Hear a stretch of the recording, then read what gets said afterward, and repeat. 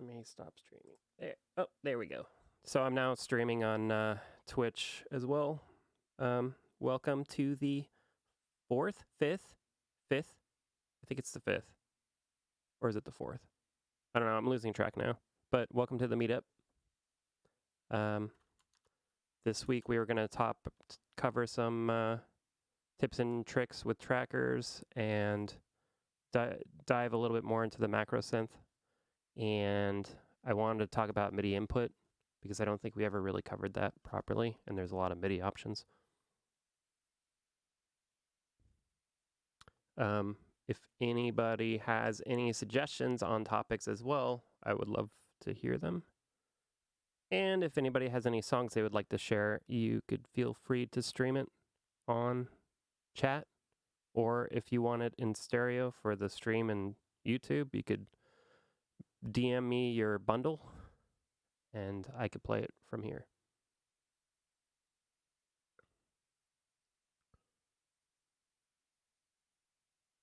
So yeah, and if we have a new moderator on our Discord channel, and Cass Cuttlefish, so you know, and we have some other announcements in the announcements channel that everybody should read. But yeah, let's see, what's some good stuff to cover with the Macrosynth. Getting started here. Or maybe I'll talk briefly about what I've been up to with M8 on the back end. This last week has been meetings with my design engineer, and I'm waiting on 2 different PCB reversions, but since there's the Chinese New Year happening, I'm still waiting. And I'll probably not get them until after the 20-something. For those that don't know, the Chinese New Year is like 2 weeks, roughly. So there's that. I also ordered a board locally in hopes that I would get that soon. But local places are just as slow, if not slower, than getting stuff from China. And I did a bunch of testing with new microSD cards, which I've been posting about on the Chat with Mates channel, trying to find a better global solution for a cheap or affordable card that performs well. I think there is a couple Kingstons that work pretty well. I could link that in a little bit if you're interested. Yeah, that's pretty much it. Oh, and I got the colors back for the anodization, and they were all terrible. Yeah, that was a bit disappointing. Yeah, I removed the anodization off of one of them so far, so I could try again. I'm thinking about asking if they could not put it in the bath as long, basically, to make it a little bit lighter instead of being fully saturated. Because I imagine that magenta, which turned out to be like a dark purple, or a deep purple, I bet if that was like spent half the time in the bath or whatever, it would probably be the pink I was looking for. Or the amount of time affects like the thickness of the deposit, which changes the color. Almost like the hue changes over time, I think. Yeah, I don't know. I know that the pink that the pink that they used was actually the red that they pulled out early. Which I guess they normally do for pink, at least at the place I went through. So I'm gonna ask him like, hey, could you do the magenta like how you make the pink? You know, so I don't know how it works with aluminium, but the way it works with titanium is really interesting. Like all the different colors, it's just depending on how long you stick it in the bath. Oh, weird. Yeah, it's like So all colors are the same color? You just have to Yeah, pull it it's out at the just right time. yeah, I pretty I much. don't think that's how it works with aluminum. Okay. Maybe I'm wrong though. But it's a kind of a thick coating, and I was able to take off the pink using Easy Off, which is like an oven cleaner, so it's just highly acidic. Yeah. And I just sprayed it down and let it sit there for a minute, and then wiped it off.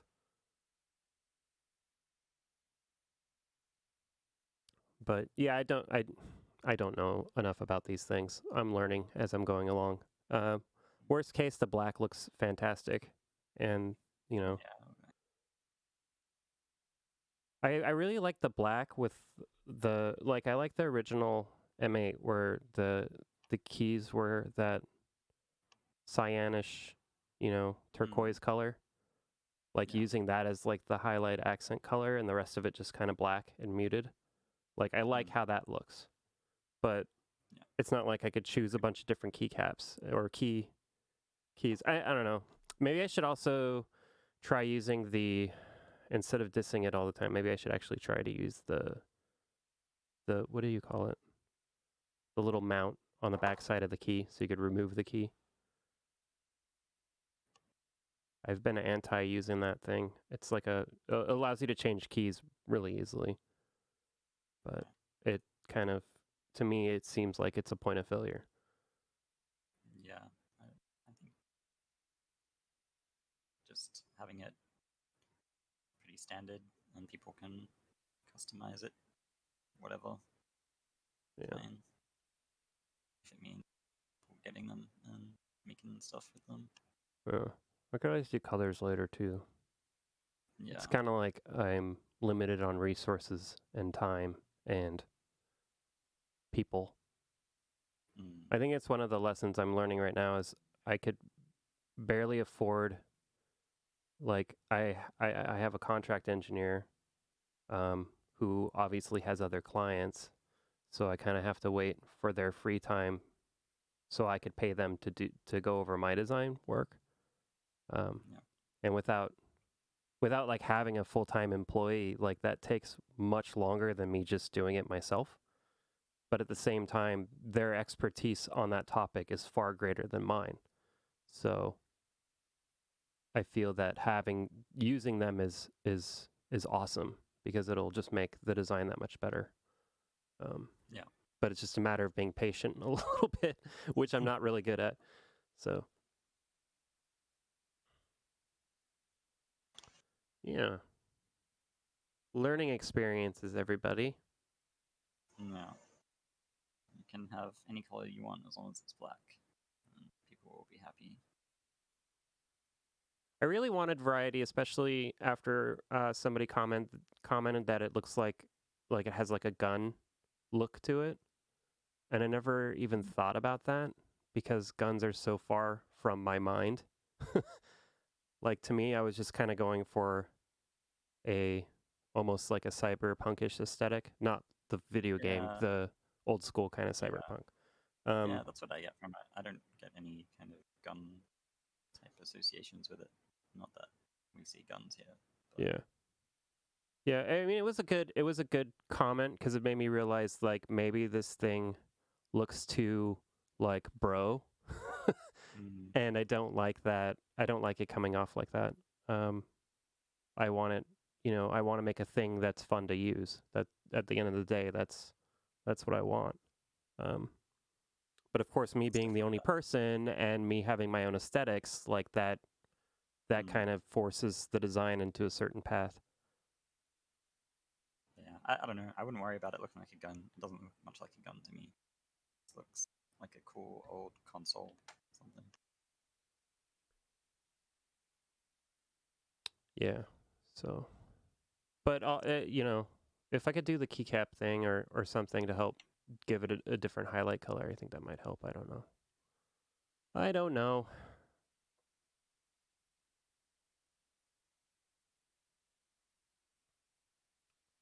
But yeah, so I was kind of waiting on Mikey to join us. I think he's still preoccupied with stuff. So I think that's all the M8 updates. I sent an email to who I thought was making the Micromod, which is an adapter that's used. That's a new SparkFun thing. That basically it's like a port standard, for lack of a technical term, that allows the brain to be kind of its own board and the rest of the stuff to be completely separate, and they just plug together. They plug in together. And it's an awesome little standard that they made, and I want to use it because, like, say 5 years from now, like there's some super cool processor that comes out, it could be like a future upgrade path.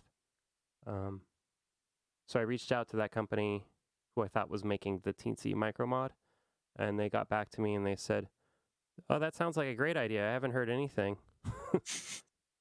So I then contacted the makers of Teensy to see if they had any idea, and I don't expect a reply from them. Which means that if I go with the Micromod thing, I'm gonna have to roll it myself. Have you had any interaction with Teensy through the development of this, or is it all just been? There was a little bit back and forth. I forget who mentioned it, but when I made the first 100 units, I like bought 100 Teensies through their store, and then somebody on Discord was like, "Oh yeah, when you order a bunch, they do a discount," and I'm like, "They do?" And they were like, "Yeah," and then so I reached out to them to ask like, "Hey, I just ordered 100 units. This is the project I'm working on." Sent all the links, kind of gave them a little blurb about what it was. And they responded like, "Well, it sounds like a really cool project.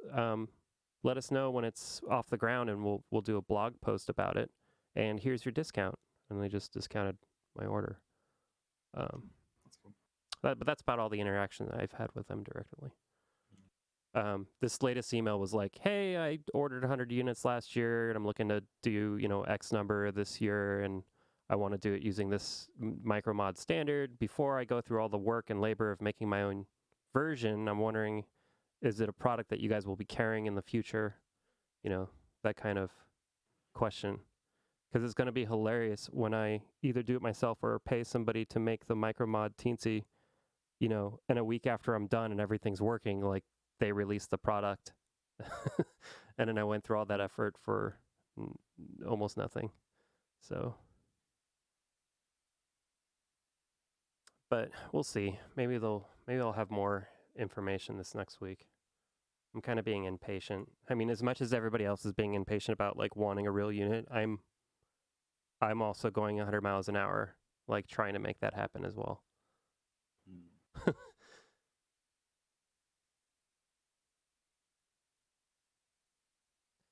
That's all the M8 updates.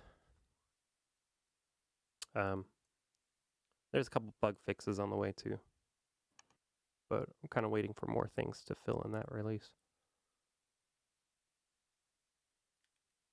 So let's talk about the Macrosynth. Let me reset this thing that I was playing with. I think we've covered this before, but I'll just briefly go over it again. The Macrosynth is a port of Mutable Instruments braids into M8. The braids module features a bunch of different synthesis types. I think it's like 42 or 43 or something different synthesis engines. And what we have here is all those engines only nicely written out. And this list should be in the same order it is on the real unit, the Mutable Instruments braids unit. It's just their naming is the right name that it was inside the code, which is slightly different. The real braids unit has I think it's like a 4-character or something. Little hey, Tim, are you supposed to be video? Oh yeah. Hold on. Boop boop. There we go. Whoa, not that one. I didn't do anything yet, so it's okay. So the real braids has like a 4-character 7-segment display or something like that, I think. So most of the names on that unit aren't really complete. So here we have the actual names that were written in the code. I didn't make these names. But yeah, so every single different shape, these two timbre and colors do something different, which makes it kind of hard to use if you're trying to use it for precision. You have to kind of go through the documentation and figure out what these two parameters do. But I don't personally use it like that. I just find the shape and then I just start tweaking the values until it's something I want. That was really loud, by the way.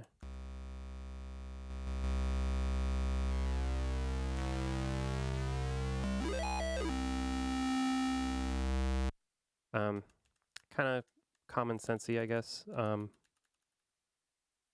I just want to get too technical with it, but that's just how I work. Is I go for what it sounds like more than what it technically does. I think someone once asked. Useful with some of them.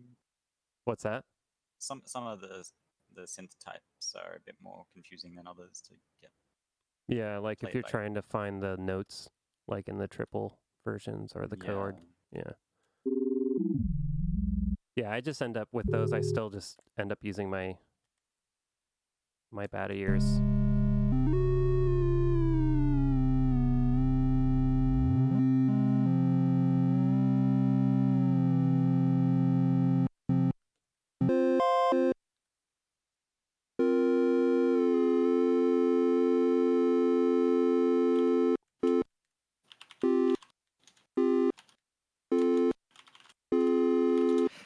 Yeah, get the idea.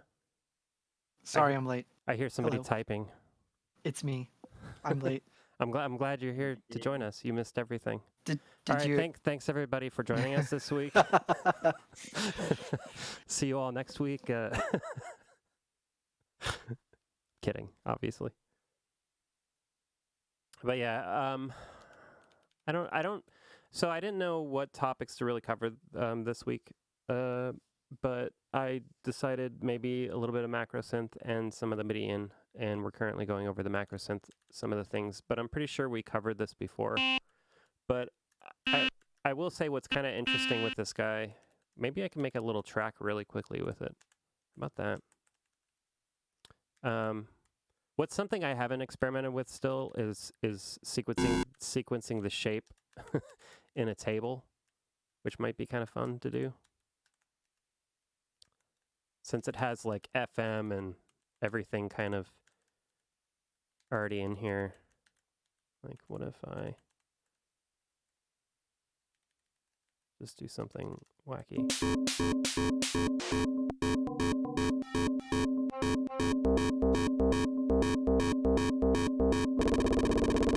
Well, that sounds terrible. That's why I never do it.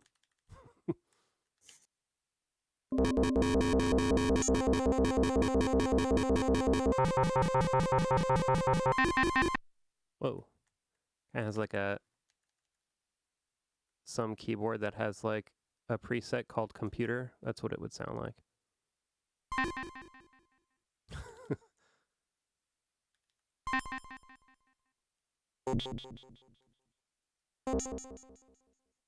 Let's do assign alpha to the one of the parameters.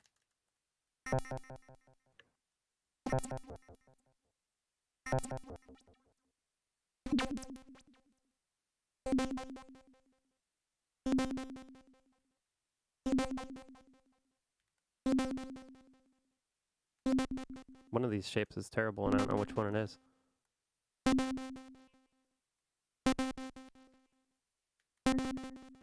That was a bad idea. Maybe I shouldn't have done that.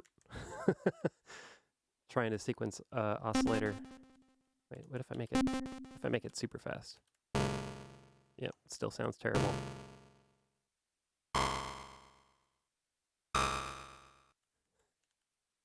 Yeah. All right. But yeah, I'm just going to make a really, really, really quick little song, I think, because that will be the best way to show this thing off. I'm going to start with the drums because I don't know what to do. Somebody once asked, like, what do you normally start with when you're trying to make a song? And I think I normally always start with drums if I don't know what to make. But me personally, I like to play stuff physically first, which I guess doesn't really help with the M8 since I only have buttons. Kick. And we need a snare.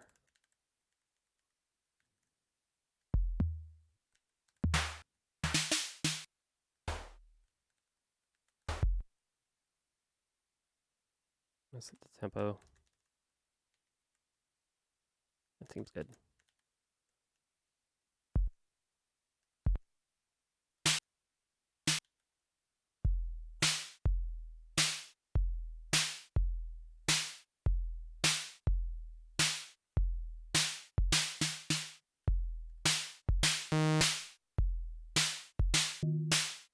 Why are we doing that?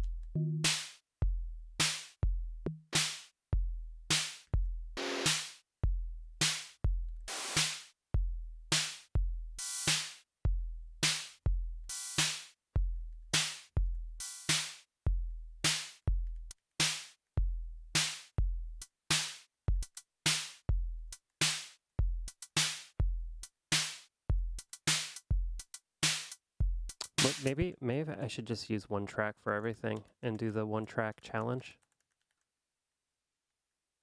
What do you think, As Mikey? everyone should.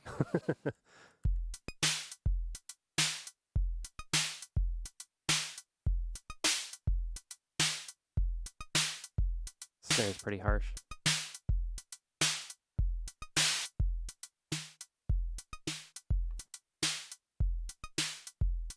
You got to do the I'm gonna- LSDJ snare thing where you pan it left and hard right, and then back to center. That's a LSDJ thing? What does I that always do an LSDJ. what does that accomplish? It sounds cool. Oh. Even in mono. What I'm That's right. going to do is I'm going to cheat on the one track challenge. That's what I want. Yeah. By using the delay for the hi-hat.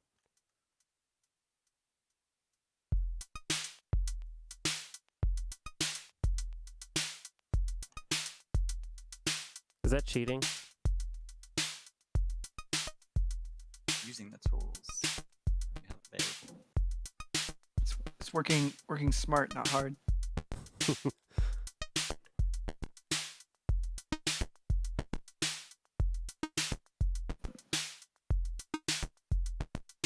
Don't ask me why all of my velocities are 44. Oops, wrong one.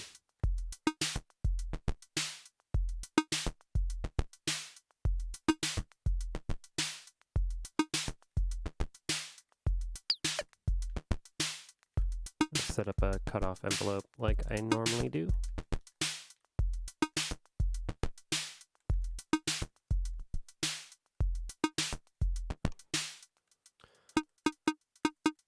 It's a terrible instrument. I'm bad at this. I don't know why I'm doing it. Sauce swarm.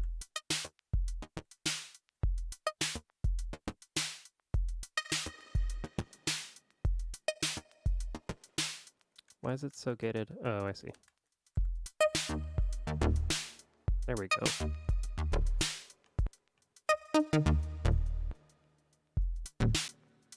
Can I use the delay here? Is that also cheating? That's probably going to sound terrible, but I'm going to do it anyway. Yeah, it sounds terrible.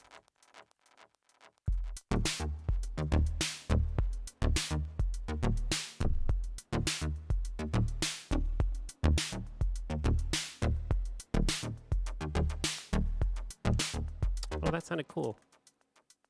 How did I do that? Delay.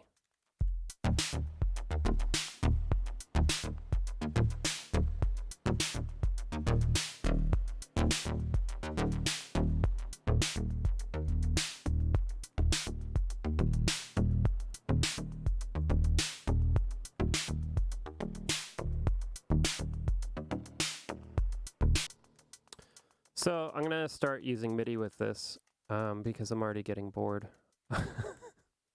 So I don't think we ever went over this. If we did, you could stop me, and if not, don't. MIDI Hey, set. What? Stop what you're doing. Please stop. Stop. No, I'm just kidding. I'm just kidding. Okay. So in MIDI settings, we have receive sync and receive transport and send sync and transport. Transport is when you start the song and stop the song. Those messages can either be received or sent, and the sync is actually sending a little pulse tick for other MIDI devices or receiving pulse tick from other MIDI devices for keeping the sequencer in sync. Record note channel is the channel to use for recording notes directly into the phrase. It's also useful if you want to just preview instruments. It only inserts notes if you have the note column highlighted, so you could kind of use it safely anywhere, as long as you're aware that it starts recording notes as soon as you're in the note column. Record velocity will, record the velocity as well as the note, and record delay and kill will kind of turn off quantization for the note, so it'll automatically insert a delay command if the note is off grid while the sequencer is playing, and it'll also kill the note after you release your note. Control map channel is for assigning custom controls to any of the instrument parameters that are enabled to do so. And song row queue channel is another mode. I guess I should show these modes really quickly. Question: is there any way to make sure that your MIDI in velocity is always consistent? Would record velocity off do that? Yeah. Like if you always wanted your velocity to be 64, for example. Yeah, you turn that off. Okay. And then I think well, we could try it here in a moment once I get MIDI working.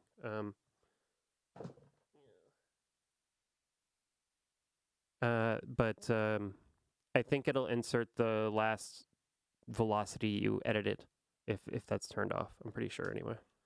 But we'll see in a second. It might not, so that might be a lie. There we go. I got MIDI working. Yay. So my MIDI keyboard is now set up on channel 9.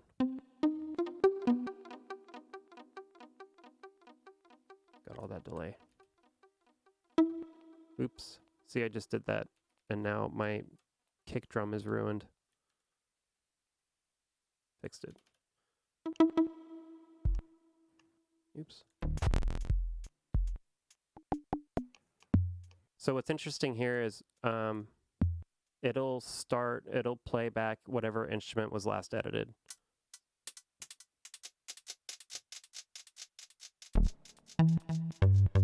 So I'm just hitting edit on these guys to select their instrument. Let's try the velocity thing. So that's what the velocity turned on. Velocity off. Now it's stuck on C, but if I do that, yeah, so it just takes over whatever velocity was last entered. Should make sense. So yeah, as you can see, like it only inserts notes when you're in that. Let me do a new pattern here just so we can see the other features. I'm gonna turn on velocity and turn on delay and kill and see what happens.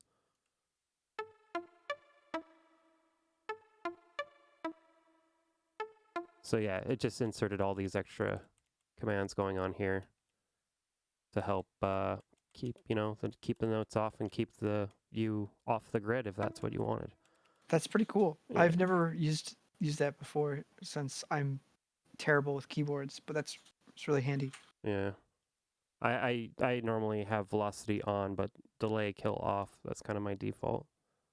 But yeah, that's Can it that. record over multiple phrases? Like if you set up like a chain with a whole bunch of phrases, could you like record a longer sequence?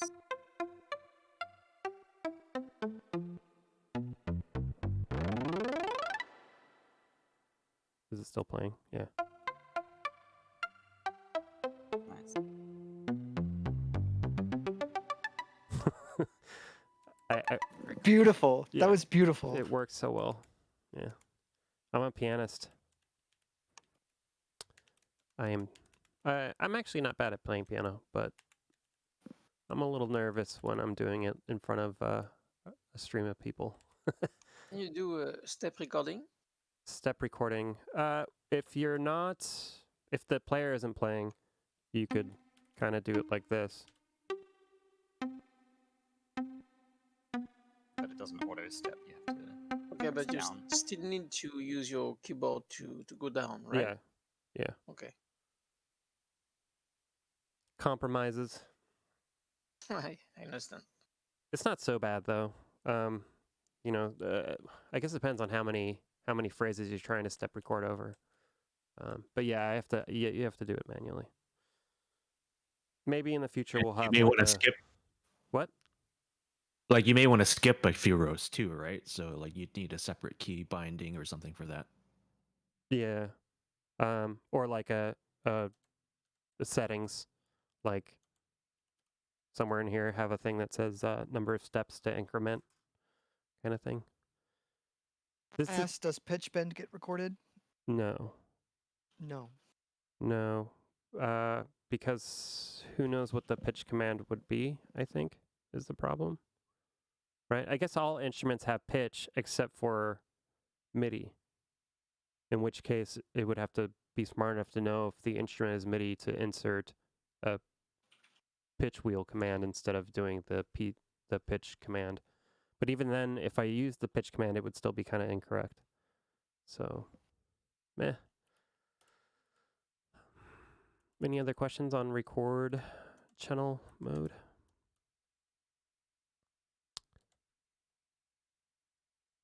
No? Looks Okay. like some people are typing currently. We'll see if they're about to ask something in the chat.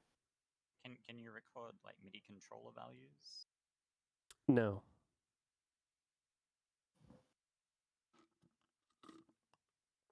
Nope.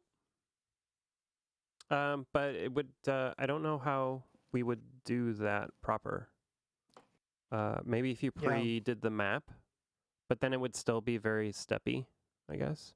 So I don't know if it serves a excellent use case or serves a real good purpose since the resolution's so low. Yeah. But I'm open to suggestions. Some lamp asks, would you be interested down the line in setting up specific MIDI channels to control specific instruments? Which is already, that's there. Already, I just haven't gone that's already to implemented. it. You're jumping ahead. I haven't got there yet. Yeah, that's what this setup is down here. It allows you to just say MIDI channel 1 can control track 1, and then you set the instrument here. And this instrument can change if you have program change enabled. So that way it will change with a program change command from your gear. These don't record or anything. They're just specifically for if you want to just play back specific instruments on specific channels. Legato mode changes how the overlapping notes behave on that track MIDI input. To either re-trigger all the envelopes when you have two overlapping notes, to either have them always re-trigger or only re-trigger when there's, when there's no note currently playing. So you can't use that to record into pattern. No, the track MIDI input's very much for if you want to use M8 or one of the tracks or some of the tracks as an instrument for your external MIDI gear. Yeah, it's a live instrument basically. Control map channel is pretty cool, and maybe I should change my screen view to show this off. Hold on, that one.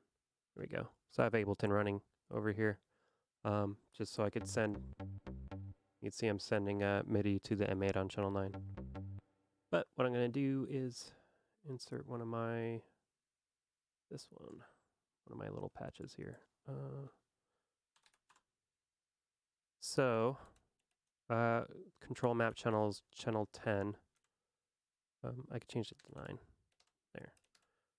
But now, so I just inserted this little guy. Don't be super confused by it. It's just a bunch of MIDI CCs that you custom assign. So I'm going to send CC number 10 on that knob. But it's, if you had like a physical MIDI controller with knobs on it, it's kind of the same thing. But now any command that or any parameter here I highlight, if I hold down the option button and turn the knob, it's now MIDI mapped. And you could see that MIDI map in the MIDI mapping screen. You can see it says controller 10, its current value, and then the range for it to affect the destination. So I could invert the destination range here if I wanted to. So I just inverted it. Yeah, but you could assign MIDI. You could sign up to 128 mappings per song. Hopefully that makes sense. So that's per song rather than global. Yeah, it's per song. A cool kind of use case with that MIDI mappings thing is one of the hack workaround that I did a couple weeks ago. I don't know if we did that on stream or not, where I routed the MIDI output to the MIDI input, so that way I could sequence like the reverb amount. I think we did that on one of them, yeah, with the loop back trick. Yeah. It's pretty cool. Because now I could, so it's basically what you can map is all of the mixer screen settings, and you can map any instrument setting that has a slider next to it. That's all that can be mapped currently in the MIDI mappings. And you can't create mappings from this screen yet. I think at some point I'll do that. You could also change it so it's a touch. Like once you go past the controller number 127, it says TX and TY. That's the touch axis for the touch screen. Which if you don't have an M8 yet, you don't have one. Yeah, if you remember last Saturday when I did the little tiny performance, I was using the touch screen to control the cutoff of my bass synth, for example. Really, really handy, especially for live.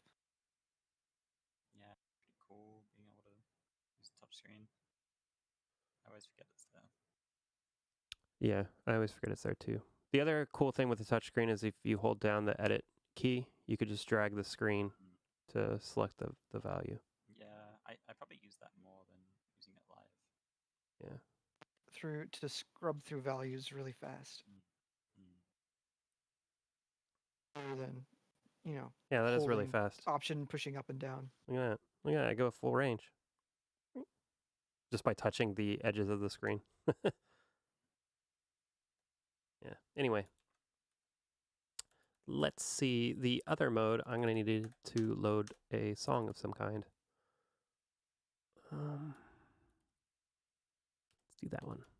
I ruined my... I'm sorry, Mikey. I ruined my one-track song that I was working on. Oh, it's okay. I think I'm a little loud. I didn't have time to... I did have time to test my levels, and I forgot to.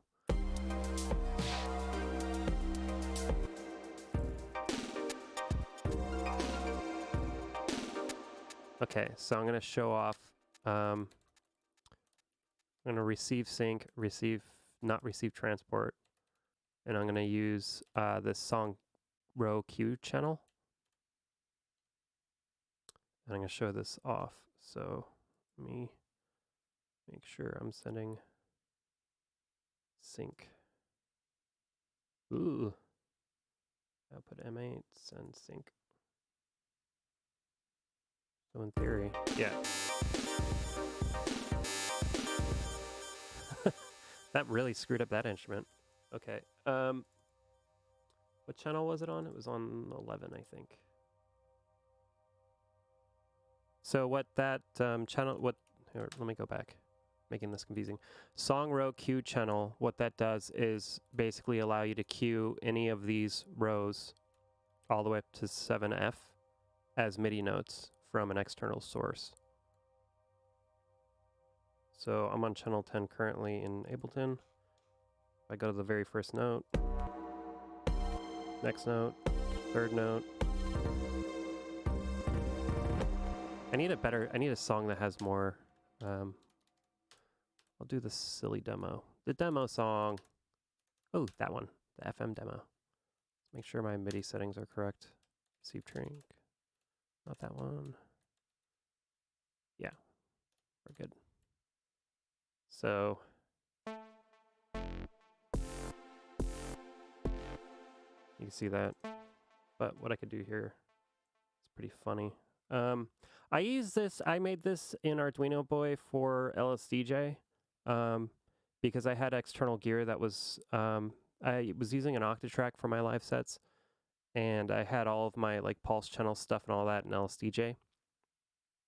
And I needed a way to kind of keep them locked together without doing a bunch of external sequencing or weirdness. So I made this kind of MIDI note map mode for LSDJ. So the Octatrack would just send MIDI notes to move the song along. But it's also cool as like a weird remix tool.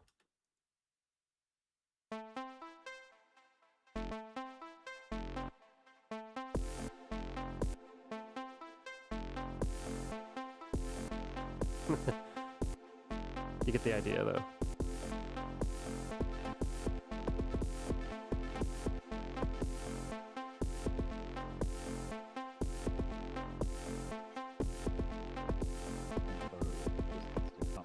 What's that? Just got to run that tempo a lot hotter, and it's a song.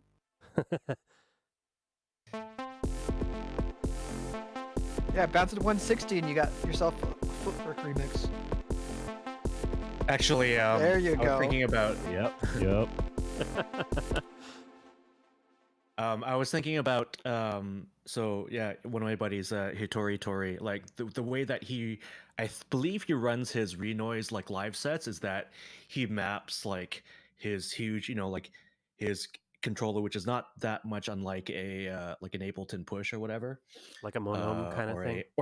or a launch pad, right? Because Right. it's got like 64 buttons, and I think he maps his drum parts to like one per like 16th or 32nd note or something like that. And so if he doesn't do anything, it'll just run through those like each of those patterns, or in this case chains, like lightning, right? And then he can still sort of break them up by just launching the appropriate one. Yeah, that makes and sense. so you could do this, but the thing is, like, I mean, if you're already using a computer to like, manage all that, then it's kind of like, well, why would you do it in M8 in the first place?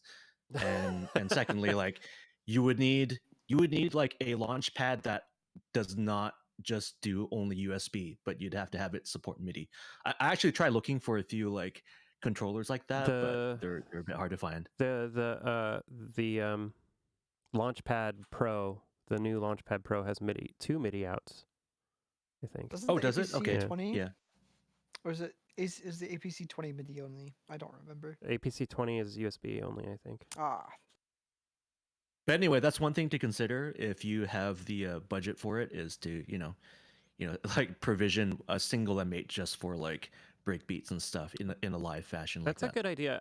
I don't know how well it works without sync. I guess it will just follow its own clock at that point, but I'm going to try it right now. Because those types of push devices would only be sending, MIDI notes, that kind of stuff. So curious if yeah, it still works. It's just gonna, since it's playing back as a sequence here in Ableton, it'll fall out of sequence at some point. Like I always like playing it with my keyboard, but my keyboard doesn't go low enough octave, so I'd have to pitch. Too many. -36. Yeah, that whole thing is predicated on whether or not you're like, if you're already playing the thing live and you're just cueing patterns instead of like, recreating them from scratch through some other clock source, right? So, Right.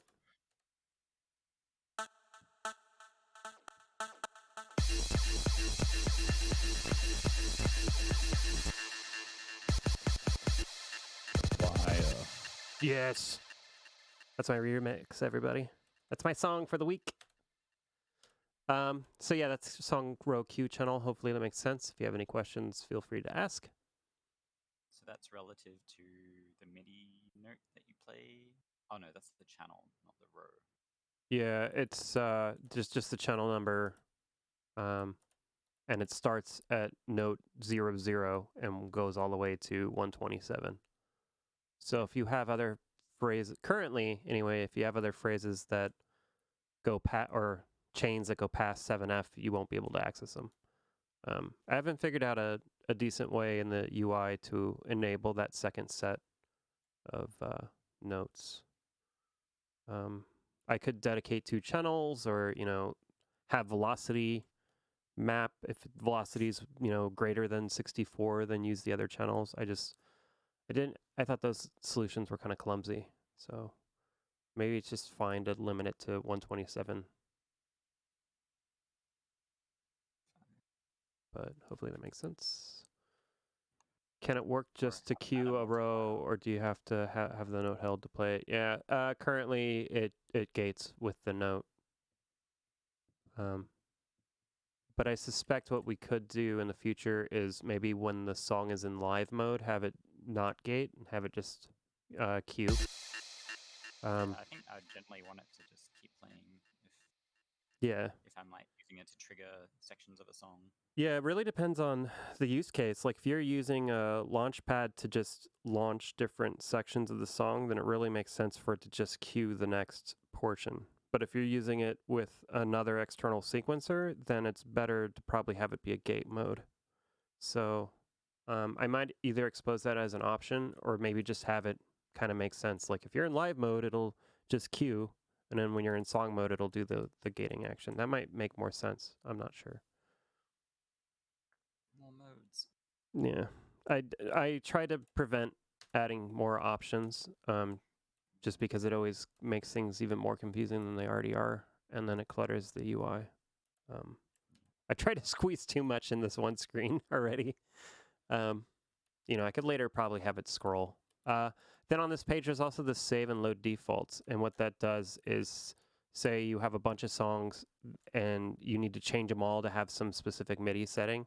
I would go ahead and save the defaults, and that's not saved to the SD card, that's saved to the device. So when you load in a different song, you could say load defaults, and it'll load up all those values, and then you could resave that song. So it's an easier way to transfer settings between songs. Or if you always have a specific setup, like I'm always, every time I start a new song, like receive, sync, and transport should be enabled, and I save those defaults. When I go to new song, those will still be enabled because the defaults were saved, if that makes any sense. Yeah. I wonder if we have any more MIDI in modes that I forgot to cover. I don't think so. So if we have any more questions, feel free to ask.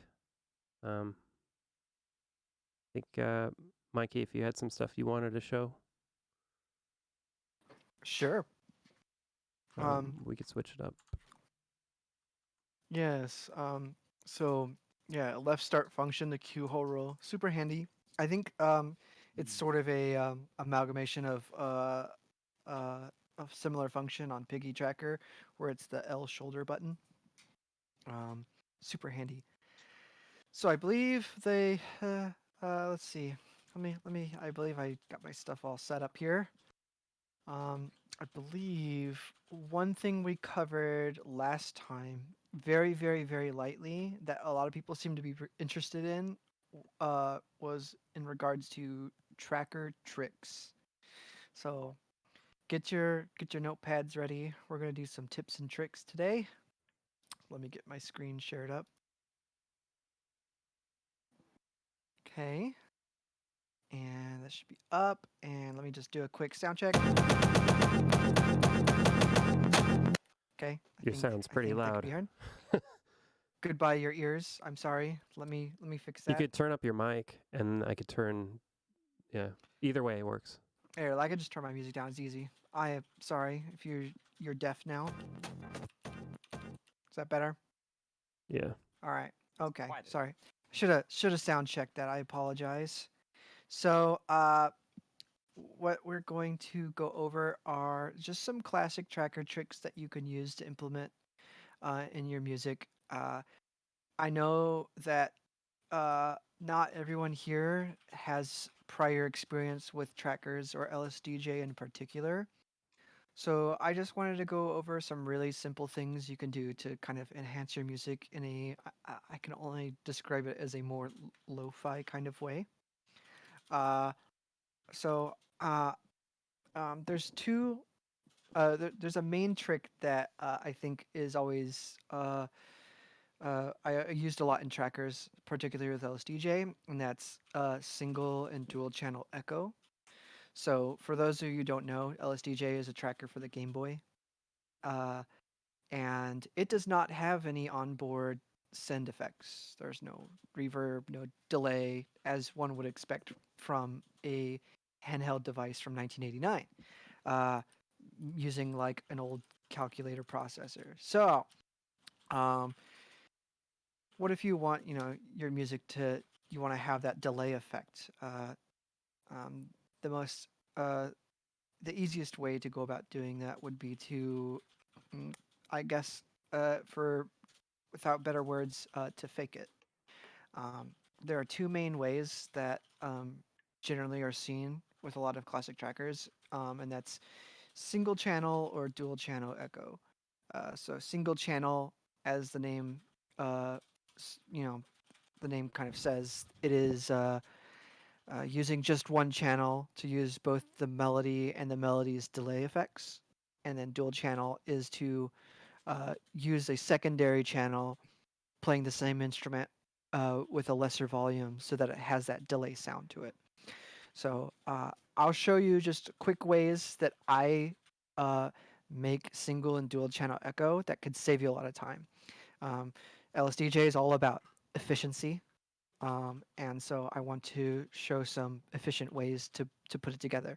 And if you're familiar with those trackers and if you actually know a faster or better way to do this, please tell me. Please stop and say, hey, you can do this a better way.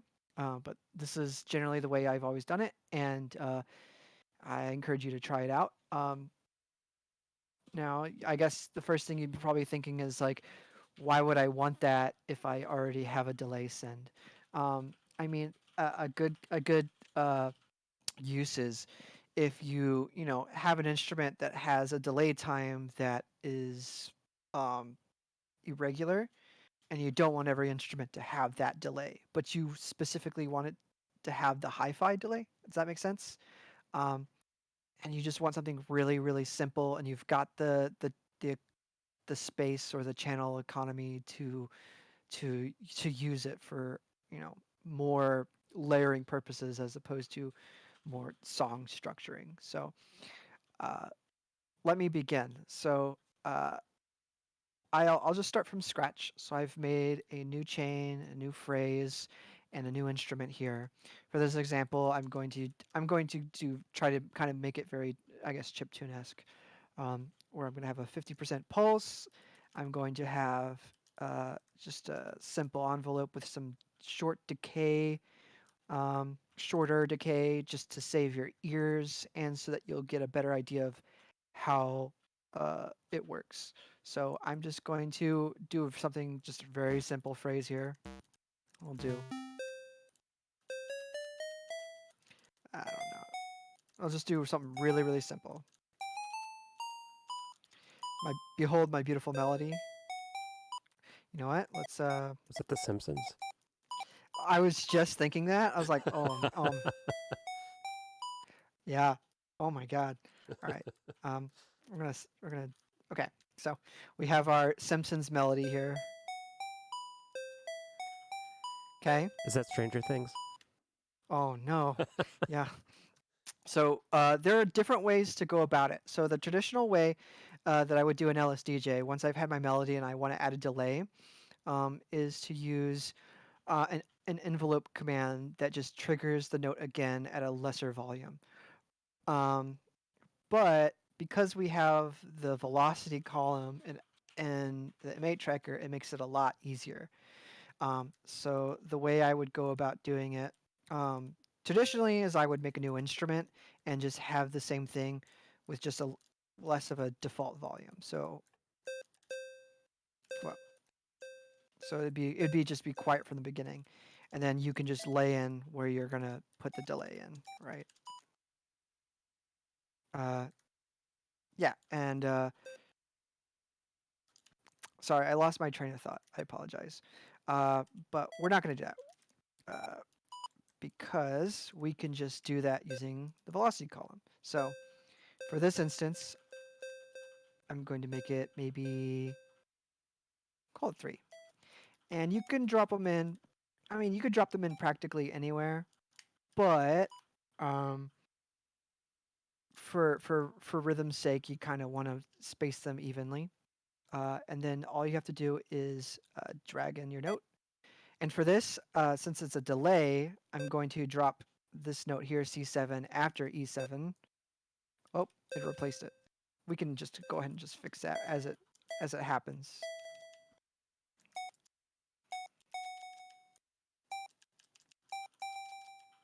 So now, and then this one here, we'll bring it back up, and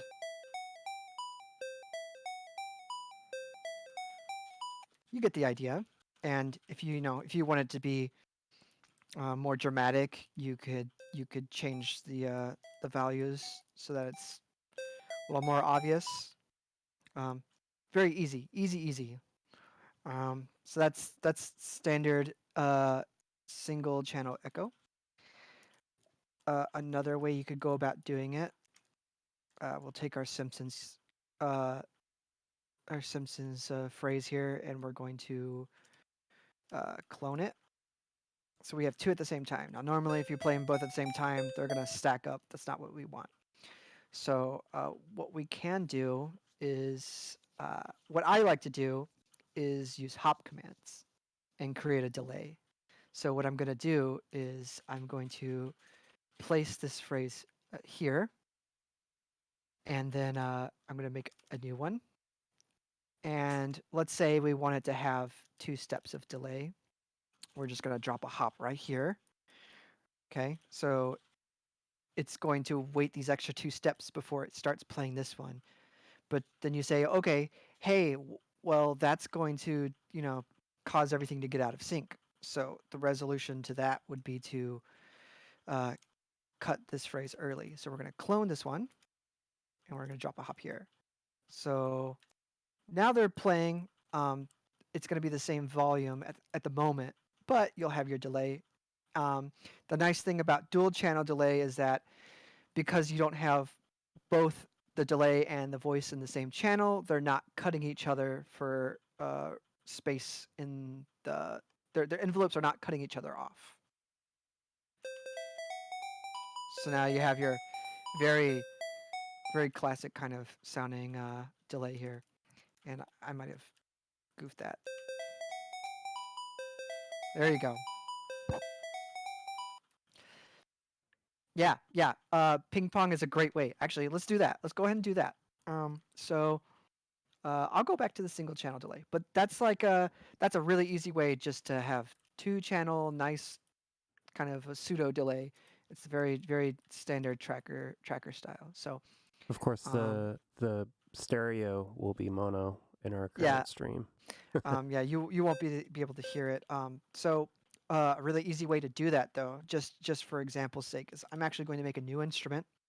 It's the exact same instrument, and I'm going to use a table tick 00, so that on 00, every time instrument 02 is triggered, it's going to advance the table 1 step. So for me, I personally like for a ping pong, we'll do something like, we're gonna find the pan command here, and you just have to do something as simple as this. And I believe the pan is relative, right? So I would actually need to do 2 of these to bring it to do a hard pan left and right. I believe that's right. I don't think so. No, I don't know. don't think so. Oh, let's But you would need Drop these in. to. Oh, yeah, maybe you're right. No, yeah. I don't know. Well, let's find out together.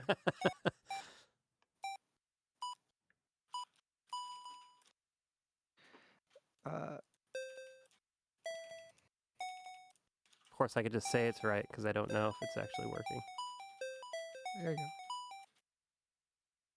Oh, I forgot it loses the little its memory in this Oh, instance, right. doesn't it? Yeah. So this would not be the way to do it. Because every Instead, time it switches instruments, that it step forgets. will, it'll start from the first step again. So we're learning together here. We can resolve this using this, and this will be. Whoops.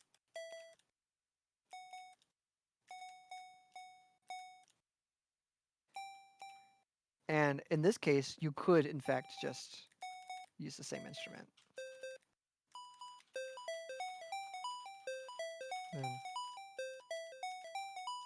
I guess you could still use. You could probably do all of this in a table. Yes, you absolutely could. So yeah, that's a cool way to get some nice, very very simple ping pong delay. Depending on how you write your melodies, you don't even have to have them rhythmically arranged in any particular way. You could just cram your entire channel just with all sorts of random fake syncopated weird delays that don't make any sense, and it can sound very very good. I think I have an example of that. Let me see. I think I started something. So many songs. Let's see. Yeah, this is pretty more. This is kind of a more advanced example here. So I have different instruments here. My delay in this instance is actually a completely different voice. Yeah, and then the main voice here is cycling through different wave shapes. So you can't hear the stereo-ness, but it sounds very nice. And then I have very specific notes here, triggering some delay, and you get a really nice.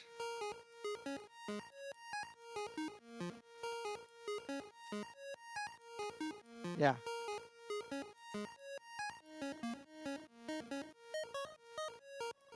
Yeah. So that's very very traditional chiptune tracker kind of sound design. And when you only have when you only have 4 channels to work with, and only 2 of them, well, 3 of them can be used for anything besides white noise, you have to make the best of what you got.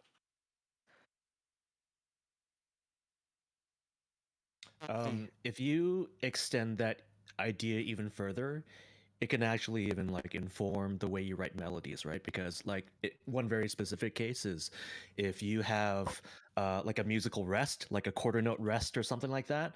I mean, like the novice would basically just cut out the note.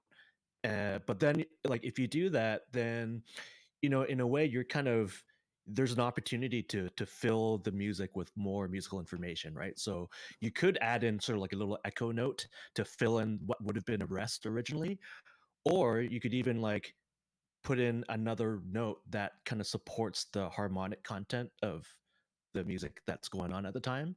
Absolutely. So like you see that used a lot in kind of old demo scene music productions where people will not like the melody will rest for like maybe like even like a half measure or something, but they'll fill the supposed silence with like an arpeggio that just like pretties up the melody, right? So there's a Density. lot that you can do there. Yeah. Definitely take Bryface's advice to heart. Bryface is the master of channel density, especially in regards to Game Boy Tracker stuff. If you haven't heard their track Transit on SoundCloud, you absolutely should. I will plug it just to embarrass Brian, just to single him out while we're here. If you want to see some crazy, crazy uh, uh, uh, channel economy, you can get some really, really crazy sounding stuff with just one single channel.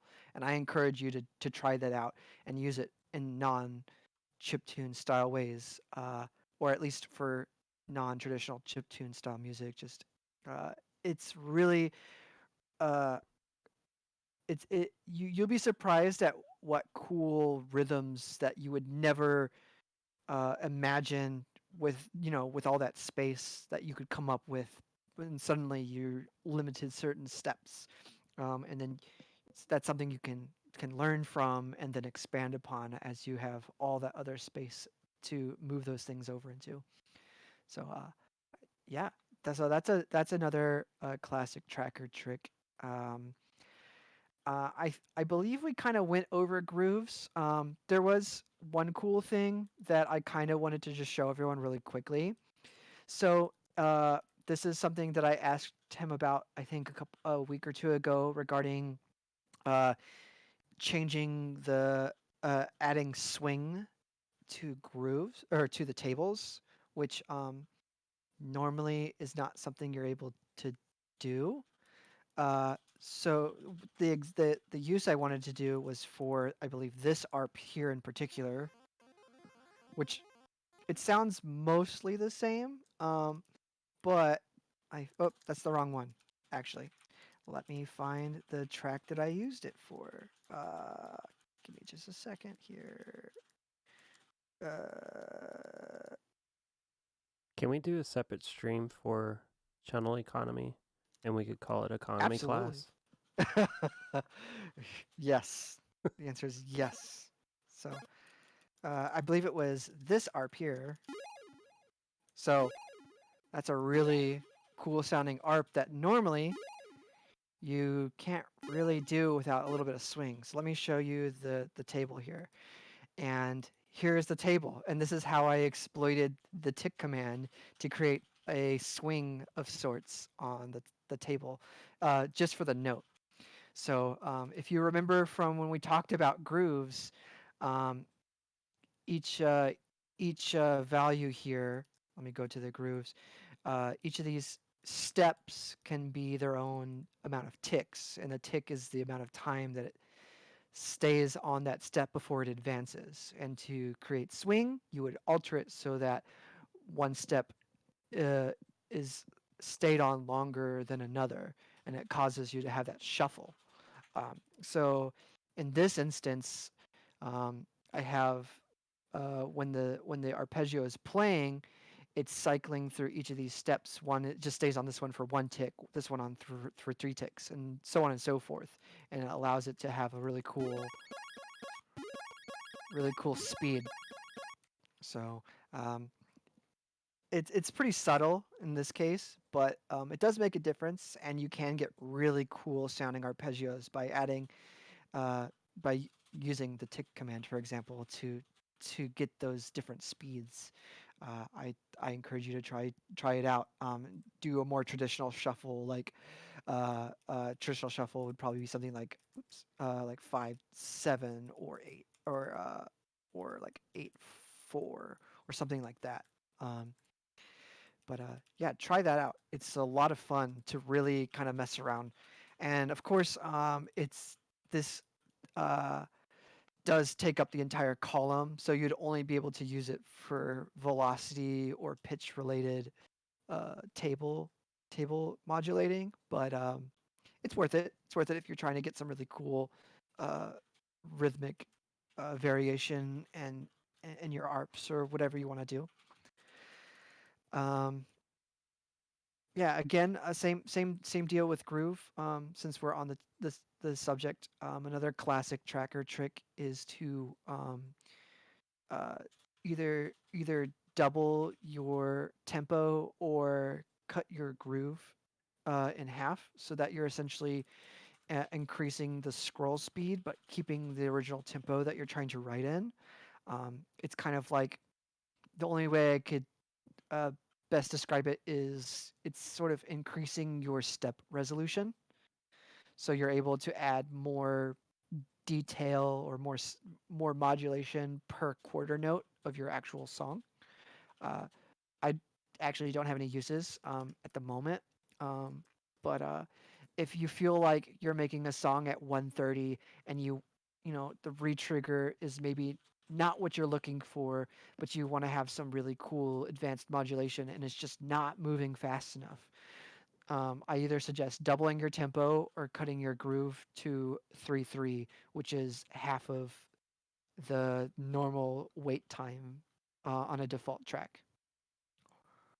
Use a slower groove for chord progressions. I would love to see that. Oh, that makes sense. If you had some pads and you don't need to have it scrolling so fast, I could absolutely see using a slower groove would be a good use for that.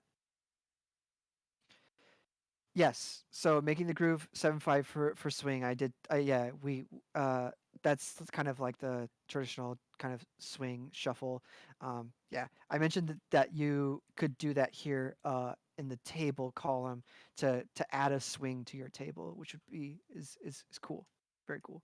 And it's nice because then you could have kind of a swing arpeggio in your straight six track, which is really cool, unique sound. I encourage you to try it out. Yeah. Again, yeah. As Robot Meadows mentioned, if you have a 16th note passage and you want to add the single or double channel echo, doubling the speed really does give you that extra room to kind of put in those little extra notes to help increase the overall density of the channel or of your song in general. Did anyone have any questions How do you have regarding this? How do you have two cursors? Don't worry about it. Just do this. Oh, you know Yeah, what? for anybody that gets those glitches in if you're using headless or if you're using your M8, that's actually you go. not on the M8 screen. That's just No. It's the serial communication between the computer and the display. Computer it's sometimes misses a update, so it's just an artifact on the computer side. Yeah. Let's see. I'm just checking. Let's see. If I don't have any other questions, were there any other tracker folk here who have a tracker trick that I may have missed out on or something that they would like to contribute to? Because I'm by no means a tracker master, and a lot of those kind of tricks are things that I used in my daily track writing.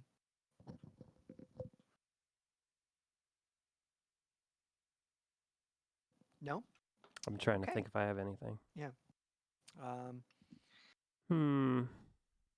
It's time for me to derail the meetup and show off my stuff. Let me tell you about my cat. Are you gonna hijack the stream now? Yeah. So I have a cat. His name is Toast. Today was his first day of ever seeing snow. He put one step into it, and he's done with it for the rest of his life. Thank you.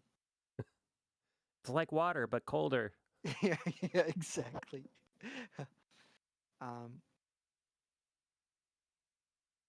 Yeah. Yeah, there's a lot of cool uses for tables. Any sort of cool randomization stuff is always fun. I think on one of the streams I had an example where I made in very heavy quotations generative ambient music using a lot of chants and random commands and using the table as a quantizer. Pretty cool. Yeah, whenever anyone mentions if we're gonna have or if there's any way to quantize or use specific scales, I encourage you to use a table and quantize your steps using 0, 0. It's pretty cool. It's a cool way to go about doing it.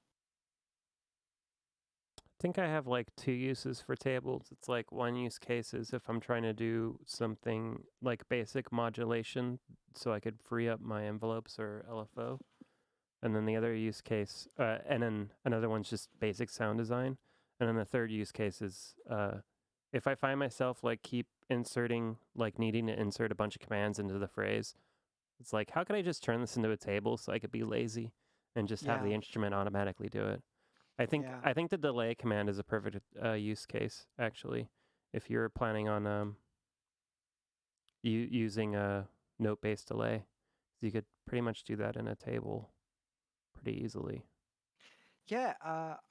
Now that you mention it, let me think of yeah.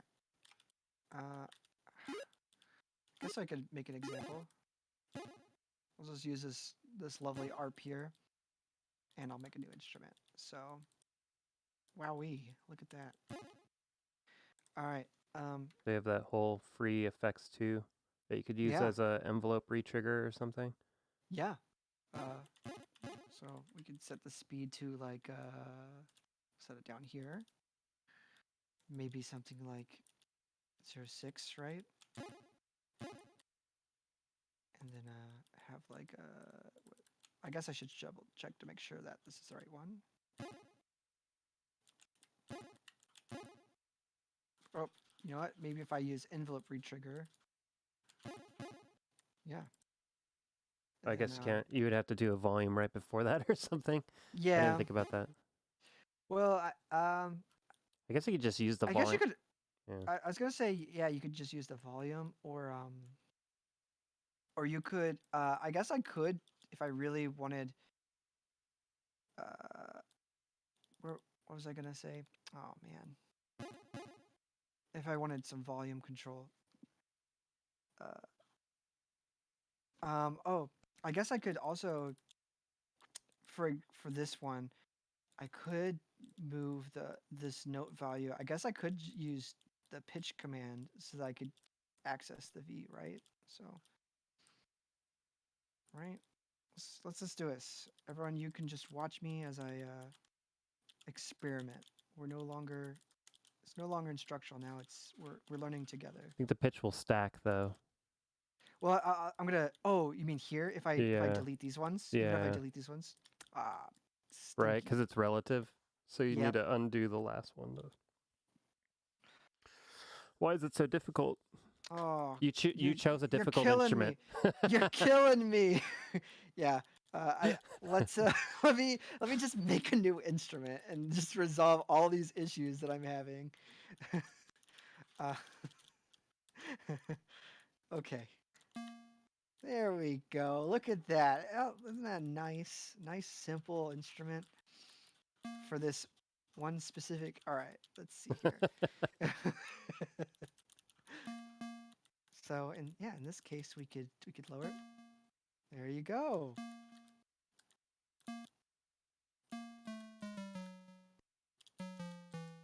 Yeah, look at my beautiful. I guess you kind of lose control of that note overlapping feature as soon as you do that. Yeah. I can absolutely see uses for it though. You know, like you could do something like this. No. Do I do something differently? It's that getting doesn't into work? the realm of too quiet, maybe. Too quiet. The too quiet. Yep.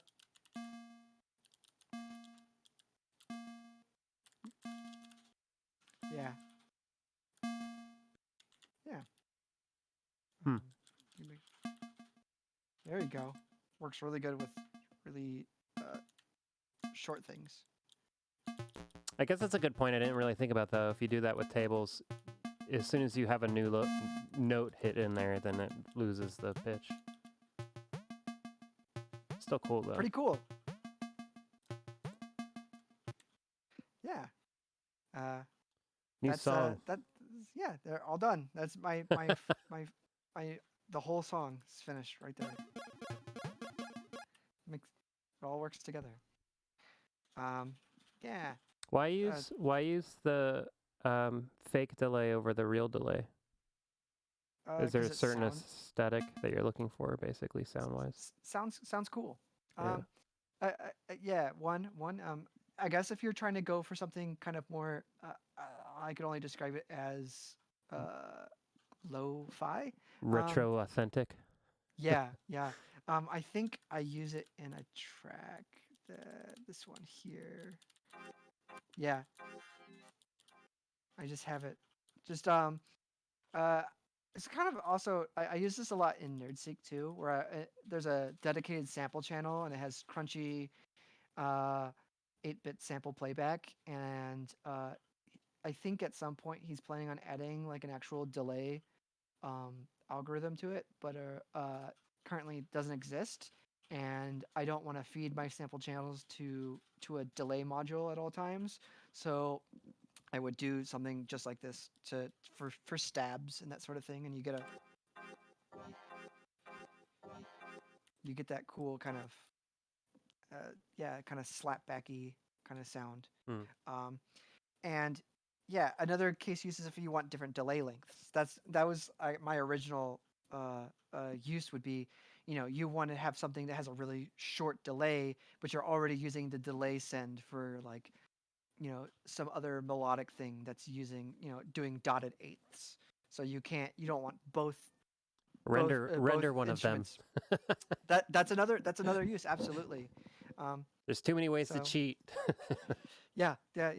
And that's the great part is you have so many different ways to do the same thing. And when I say same thing, big quotations, the same thing. There's so many ways to get the result you want, and no answer is the right answer. It just comes down to flavor, and that flavor will be reflected in your music and when people listen to it. And that's what makes it cool and exciting is, if you want those limitations, you can absolutely set them up for yourself, and you will get the results you're looking for. I think that's kind of one of the ways you can have a celebration of classic tracker style in a tool set that is much bigger and broader, and yeah, it's good. It's very good.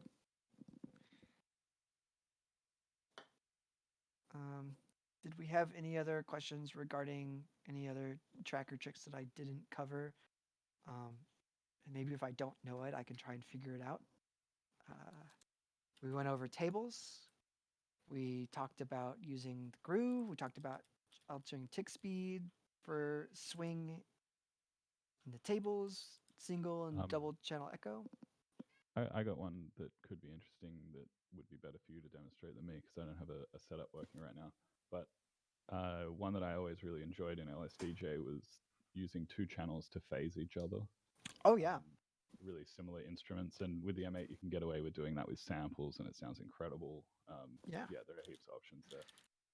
Yeah, let's I'll just try and do that really fast using Wavsynth. Let's take a look. Sorry, I'm not looking at my screen, and my cat really wants my attention right now. I'm sure you can hear him in the background. Sample it. Sample the cat. Okay, so what we're gonna do here is normally if you play them together, you can kind of already hear they're phasing a little teeny tiny bit, or maybe not phasing, but they're stacked. So what I'm gonna do is I'm going to clone this one. You see here they have different phrases. Give this a different instrument, and we could just adjust the fine tune. And I don't want to have to do it for every note, so we'll just do something like So many fine. ways. So many solutions to the same, and we'll just do this. Just use an LFO on random mode. So I let me see if I can make this a little slightly less abrasive. So yeah, we'll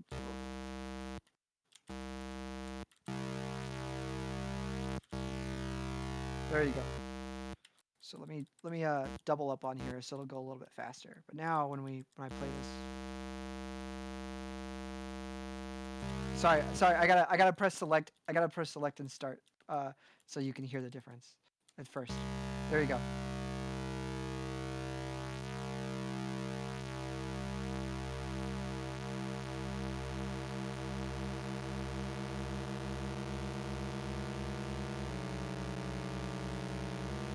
Yeah.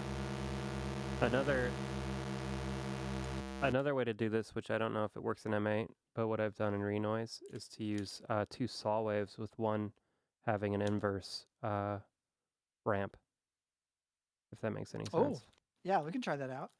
So Alright, it'd be like 2 saws, and on the other instrument, I don't know how to invert the saw, mirror? and maybe Right. not mirror. I'm trying to think. Do limit to, maybe you could do limit to wrap? No. That doesn't work. Yeah. Oh yeah, ramp might do. Yeah, that might do it. The mirror.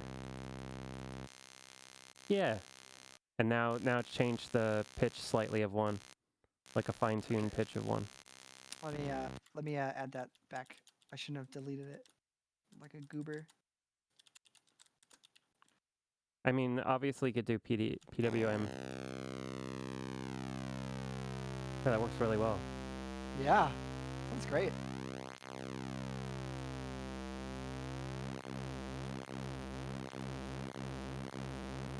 Let's make it a little smoother.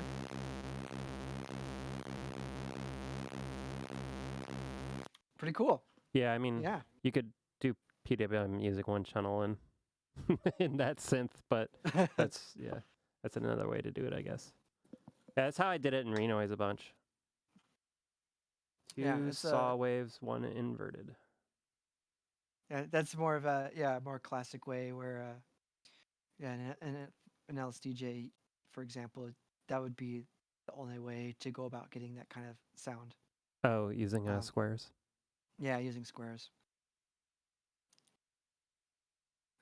Pretty cool. The like in terms of stuff that sounds demo sceney, like one thing that's was used a lot back then was like I guess single channel echo is a bit of a like microcosm of it, but like I think people were using a lot of call and response structures, and this is more of like a compositional thing, but yeah, people kind of had to use that because of channel economy, right? But then you'd get some cool stuff like bass lines that have like a really low part, and then like the other half is like a really high like opposing part, and I was and thinking you're of fitting all that into the same channel. Yeah, I was thinking of an example of that, and I haven't done that in the M8, and I was like, oh, I guess I could open up LSDJ and show you guys what we're talking about. But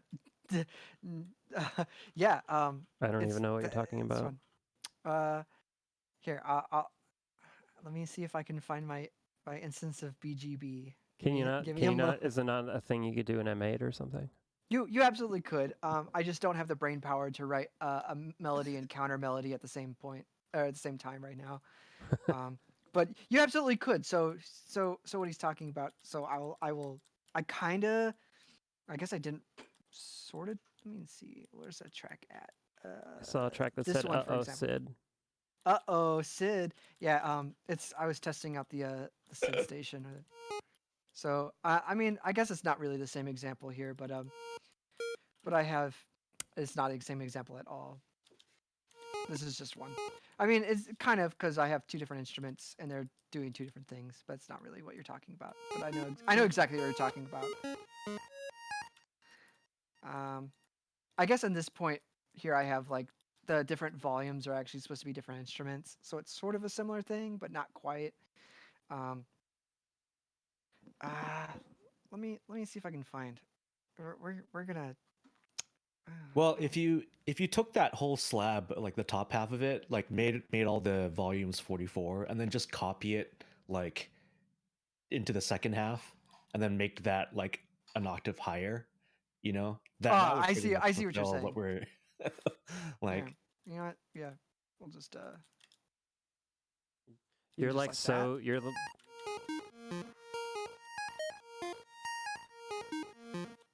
You're so Right, trained these to are- like not overwrite your old work, even if it's a saved song. The funny thing is I totally didn't even clone it, so I actually fucked up the original pattern. So I went through all the trouble of like doing it, but yeah, I definitely I just You can just see it. You just it's just like weird muscle memory things of like, oh, I'm going to change this thing. I'm not going to mess this up. I'm going to do a thing. It's just and then I screw it up anyway. It's good. It's good. But you know, like the point of it is not to sound demo scene if that's not even your intention. It's just more of like, in a way, it's kind of a compositional trick to keep the juices flowing. Because sometimes you're like, you know, when you're writing a melody, you're some people are tempted to just write like just fill like the whole column or the whole pattern with stuff, and sometimes you don't even need to do that. And sometimes that feels like, oh, like A you whole know, new kind part of just doing the Yeah. call and response kind of thing. Yeah, songwriting yeah, efficiency. exactly. I mean, Brian, we should have you as a guest host for one of these weekends and talk about songwriting efficiency like that. That would be great. Well, I was thinking later on I could show the like that demo style track I wrote way back when I would and kind of so love show to you see Please. kind that. of Yeah. Absolutely, down? please. Okay. Sure. That would be a great example of what Yeah. we're talking about. And it's If my cool streaming setup because works, I'll do it. it's be cool because I mean, you don't have to make chiptune. But you can absolutely apply these techniques to, your modern music and get really cool results that I frankly I can't you don't really see people doing in a lot of traditional DAWs without like weird plugins that, force you to use arpeggios. You know what I mean? That's like hard coded Yeah. into a plugin. You can't just like Yeah. I just use my Or- chiptune preset in my VST. that's what yeah, there you go. Or like you have to use like Magical really- 8-bit plugin. God. I There mean, you go. I think Plock Chip Sounds has tables built into the VST so you can get your cool modulating stuff. Right? Doesn't it? I think it does. I think it has tables built right in.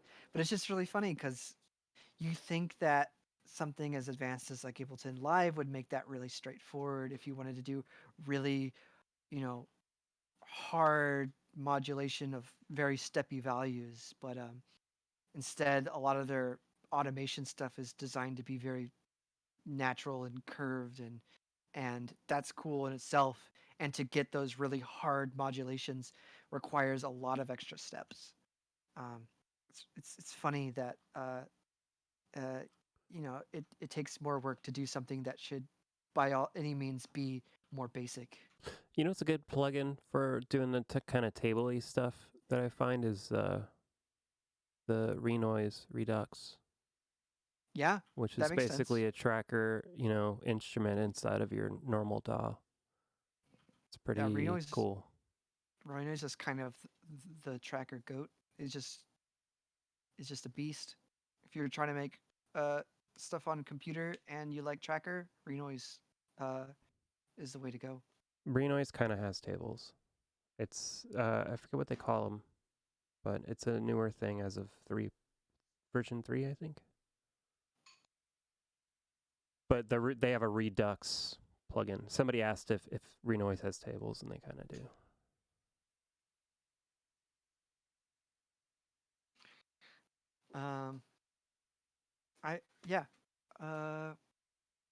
I don't know if there were any other little tracker tricks that Just- off the top of my head. Just play all of your songs. Just play all of my music. No, I'm kidding. I'm kidding.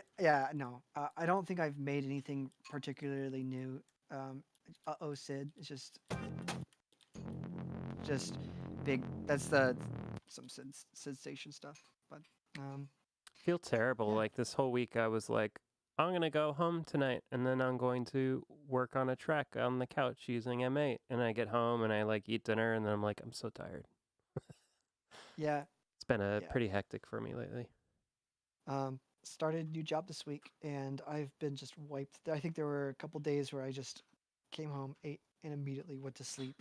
And I definitely went home thinking, "Oh yeah, I'm gonna work on some music," and didn't happen. So, Yay, being adult. Can I ask a question that's related to that? Sure. I was wondering if if I want to sequence, say you want, for example, to have Okay, let me reorganize my ideas. On the NerdSec, you have a row. It's called patch, and you can change a lot of stuff from the tracker. And the idea about that is, say you want to sequence different type of effect, like for example the reverb, the delay, and the chorus. If you want to change three effects at the same time on the same, sorry, you are playing a track and you want to change on a step every effect at the same time. Is there a way to do that instantly? Yes. Please So show. Not, Can you yeah, show so it? there are actually a couple different ways you go about it. I mean, the most basic way, because so what you're asking is not necessarily whether or not you can do it, which you can normally by just using the 3 columns, but that's not what you're asking. You want to automate it. You want one specific instrument. Say you had multiple instruments in one phrase, right? And you across, want do they want them on multiple tracks, like affect everything across the board? Or is it just on No, one the track? just idea was because with only 3 FX, you can change all the parameters of all the effects at the same time. So how do So- you? Yeah. so what you're so that way you want to leave these open for other modulation while it's setting the parameters for specifically this instrument, not the same settings that are your default. So the way I would do that would be through a table. You would set each of your different values here. So you have your send chorus, you have your send delay, and you send reverb, and you would set them to what you want. And now every time that instrument plays, it's going to set those values. Yes, but you can change only 3 value at the same time. Say you want to change every value of, say, the chorus of delay or reverb. I You know what I see. mean? I see. I see. I see. That's what. Okay. Uh, Let me think about how one you would go about doing that. I mean, Is that be you settings obviously from the effects screen, or I guess I'm confused by the question. yeah. So it's like basically like if you wanted to change all of these settings here from Yes. in the reverb at the same time, uh, Yes. you would have to use, I think, uh, two tables, for example, or all of your effects, and your like you would fill up, you know, you have your dry volume or your excuse me, here up here. So like example, if you wanted to change your mod depth, you wanted to change your stereo width and your reverb send, you could do a few here, and then you could also do some in the table. If you have, You could do them all on the table and set the table tick rate to something super fast. yeah, I imagine it if the table tick rate was like FF, it would be so fast, it wouldn't be audible between these two ticks. It'd be I see. so it'd be so short that you wouldn't even notice. That would probably be the best way to go about it. So you'd set all your values here, like this. I mean, there Right. was an idea that I had that I haven't thought about yet, but it's on the future features list of doing a instrument type that's effects type. So that way, it's basically the Mm, effects screen as an instrument.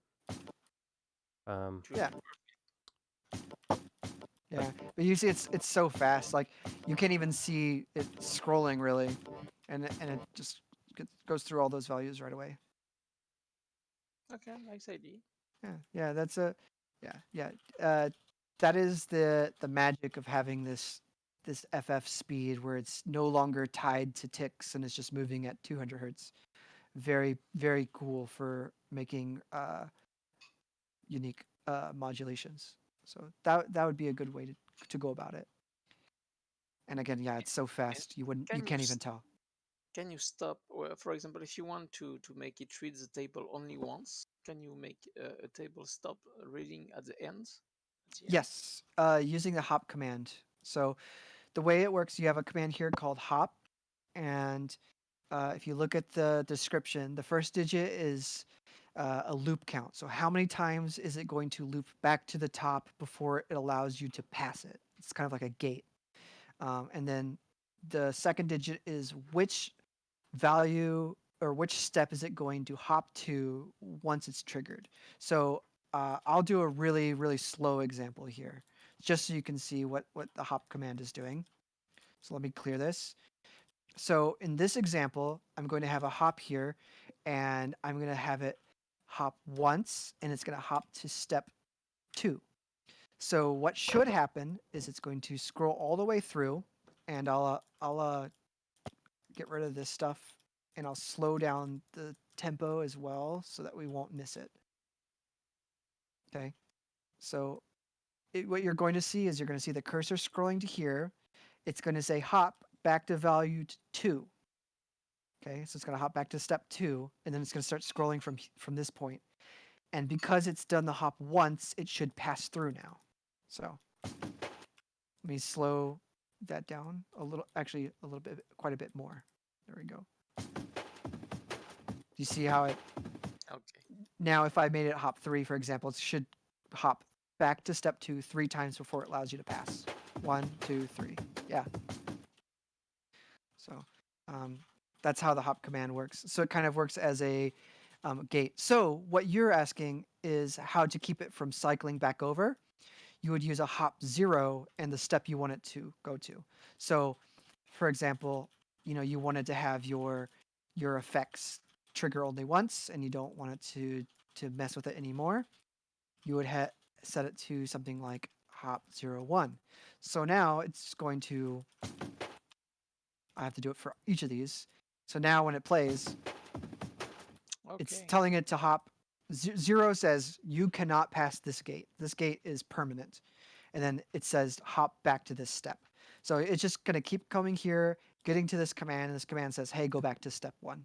I guess And I'll another hold it way there. too would be to have a I never thought about this, but if you wanted to use like all 16 steps, at the very last column on the last row, you could have it do a table command to hop to an empty table. That is another way to go about it. Yeah. Where's that command at? Table. Yeah. Yeah. That's it. So you could just say, if table FF is unused. You only need to do it for one of them Oh, because it's going to hop that's all right. of That's them. right. Yeah. That's right. So if we had it here, you'll see. And it just Nice. jumps to a blank table. And you could also do that for super advanced, arpeggios that are crazy long for whatever reason. You could just have it continually bounce to different tables. So Okay, thanks. again, yeah, there's lots of solutions to the same problem. I think in the future though there'll probably be an effects instrument that makes a lot of sense to me and allows you to probably do some pretty cool things like do crazy automation to all of those parameters, Absolutely. Fantastic. someday in the future. Could I ask a quick question? Go for it. I was wondering, is there a way to send a random value to the hop or anything like that? Yes. Sure can. You sure can. Thanks. Yeah. I don't know should if it be able works in to- table, does it? I don't remember if it does. It probably does. So a random hop value. So the way that I normally do it, I've been doing it with the 0, where I just fill this up with random like this. I think this is what you're asking. So every time the instrument triggers, what's going to happen is the way the random works is it randomizes the last command that was seen, and you want it on every step because if you don't, then it's going to randomize to. If it randomized to a blank step, then it's going to keep proceeding as normal. So this always ensures that it's going to hop to a different step. So if I just do this, I'll just. Now when I play it. Whoop, sorry, I'm getting lost. I'm going way too fast. I apologize. All right, I'm gonna move over to this table. And it's because I Switched made a new instruments. thing. I made a different instrument. So we're gonna. we'll do that here, and you'll see what I just made. Random. Do it one more time.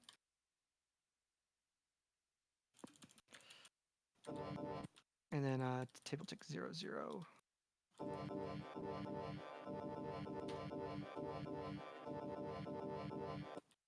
Yeah. So that's a way to go about it, and it's cool because then there was an example that I used in one of our first streams where I had a drum sample that I had applied different effects to the same loop, and I set up slices so that one version of the drum loop would be with a phaser, one version of the drum loop would be with delay, one version would be pitch shifted, and then I set them up in slices so that each one shot from the drum kit is the same one as the would be the same one shot in each octave. So like C0 would be kick drum dry. C1 would be the kick drum with the delay effect, etc. And then what you would do is you would just randomize you would add your different octaves here, and now it's going to randomly bounce between those tables and pick one of those different one shots with different effects. The same thing could also be used for generative music. If you know your scales, you can basically force quantize your music by putting in, I know that the major scale is, 3, 3, 7, blah blah blah blah. I don't actually know them, but if you did know your scales, you could put in your values here in this end column using this hop random effect, and every time that note is triggered, it's going to play one of those quantized values. And so you could set the key here in your phrase. Your key is going to be the key of C, and you have your quantization set to like a Dorian scale. So every time it plays, it's going to play something from C Dorian randomly, and then you could go a little further by adding a chance command. And then 50% of the time it's going to play this note that's randomly going to pick a song in a scale that I've preset. So if you're looking to record a video of you on a rooftop overlooking the city, and you want to post it to YouTube for all the likes, that's how you would make your generative ambient music. You could also If you want to use go to you go can to also use modular on the hop and spot. rand in the phrase too, Yes, which is pretty nutty. I have not done that. That seems a little too scary for me. Oh yeah. So table hop to choose a scale degree. Yeah, that's another cool way to go about doing it. Same for like ARPs for ARPs. I think that's similar concepts. Yeah. So if you're making different arpeggios, like if you wanted to have a major and a minor arpeggio, instead of wasting 2 tables, you could divide the table in half with two different arpeggios, and then use the table hop command to point to which arpeggio you want to use. Pretty cool. Yeah. Did we have any other questions regarding? We could have a whole day just on table tricks as opposed to tracker tricks. Although I guess technically table tricks are tracker tricks, since you don't really see tables outside of trackers. There's only a couple of them that have tables, it feels like. Yeah. I can't. Most trackers don't have table, I guess. Just the LSDJ style ones. Wow. For the most I guess part. you're right. Yeah. I just don't know life without tables. I guess I don't know what I would do without them. They're Life too without tables. They're too useful. And it's one of those things where you don't know how good they are until you start using them, and then you start missing them when you don't have them. There are definitely other trackers I've used where there were no tables, and I just lost my mind trying to figure out how I'm going to do some sort of interesting modulation.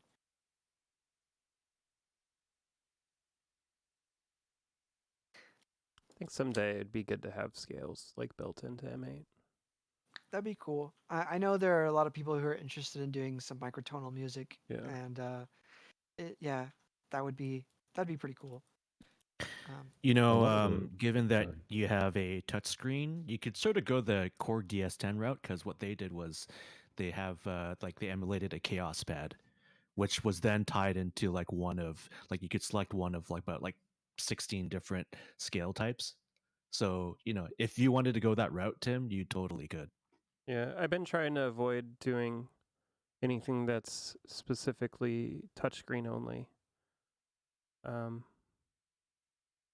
Just because I think it would be, I don't know. I think of the touchscreen as like an added feature, but not a requirement. Which is good because who knows how long those touchscreens will be available.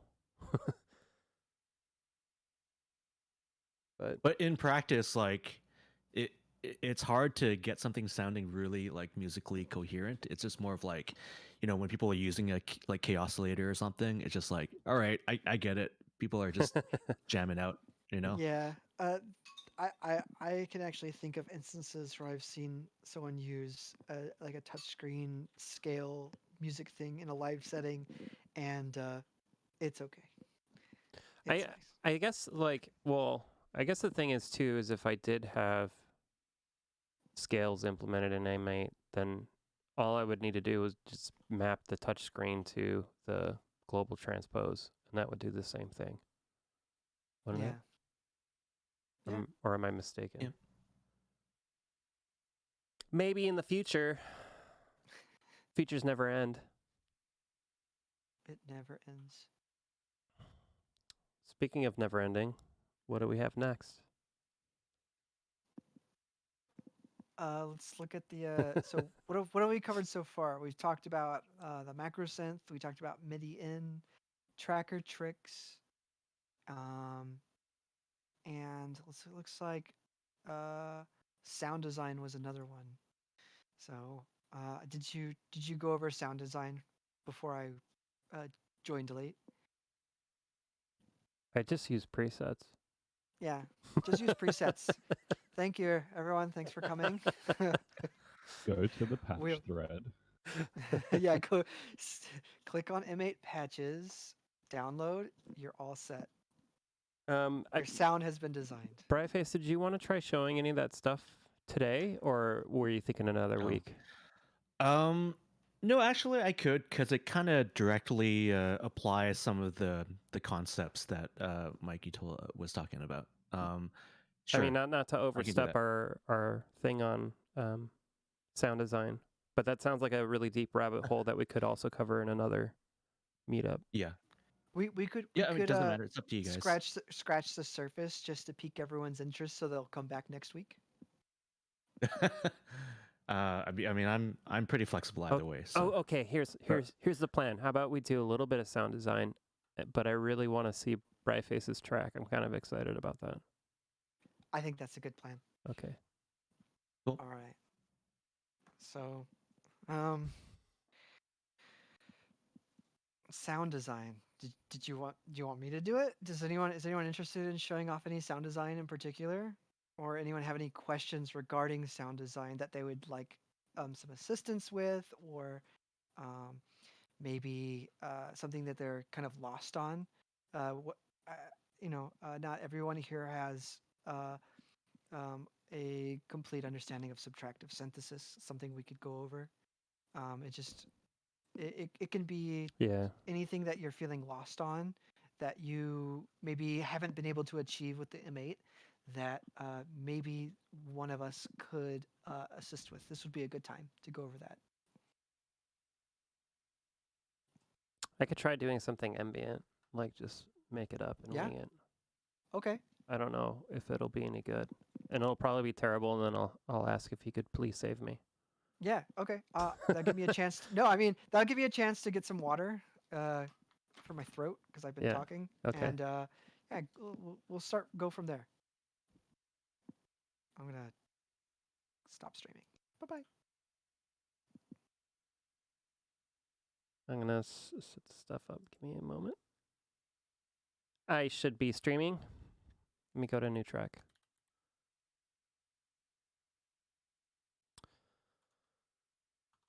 So I'm going to do something, I guess, maybe drony, which I think the Macrosynth, one of the last patches, is really good at.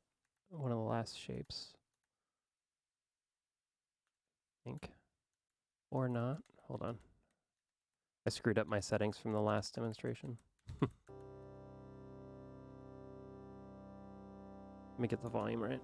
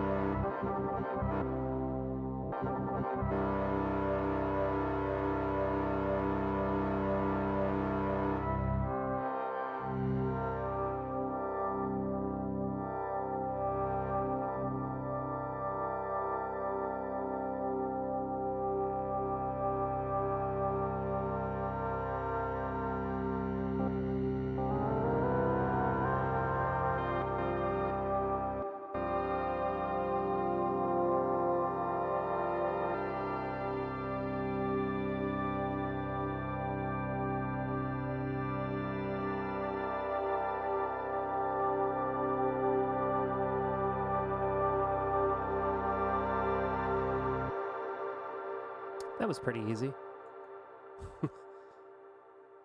Let's see.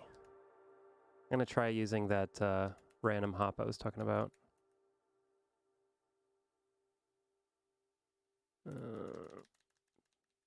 See if this still works even.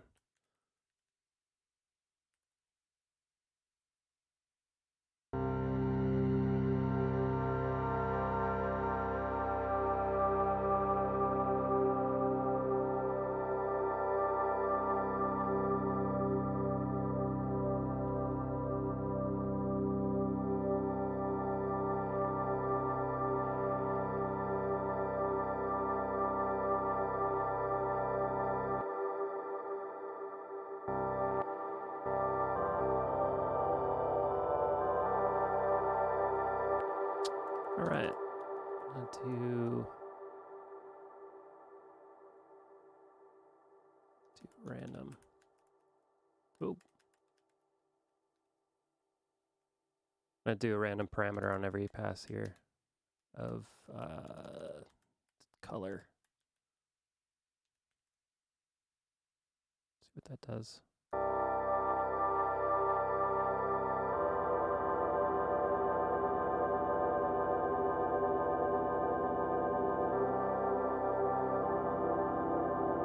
Not necessarily what I had in mind. Let's try pitch.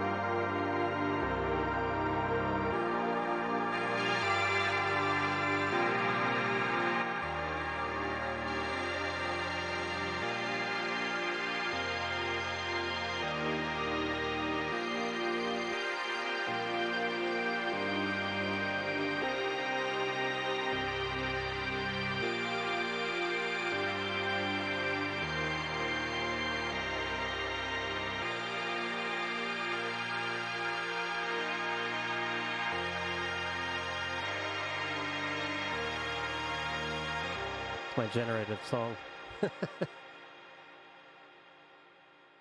That was impressive how nice, like how quickly it took you to get something really nice sounding. That was really cool.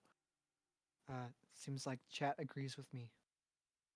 Yeah, it's that wave paraphonic Yeah. thing is really neat. I think that's my favorite shape in the Macrosynth. One thing I really love to do with the wave paraphonic is to add an LFO to the timbre, and just let it use like the ramp up and down, and just let it scrub through all the different tables, the wave tables, Oh, right. really slowly, and you get really cool, almost formant sounds. Yeah, What's wave line? I don't even remember what I that think one it's is. Hold on, need to get rid of all the wet effects on here. I think it's just the monophonic version of paraphonic wave. Yep. That's neat.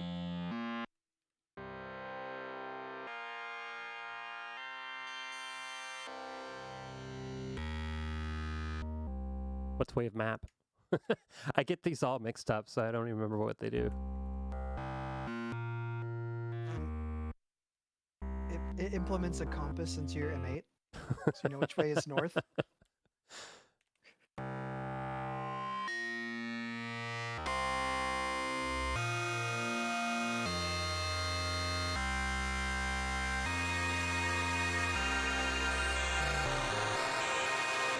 Whoa.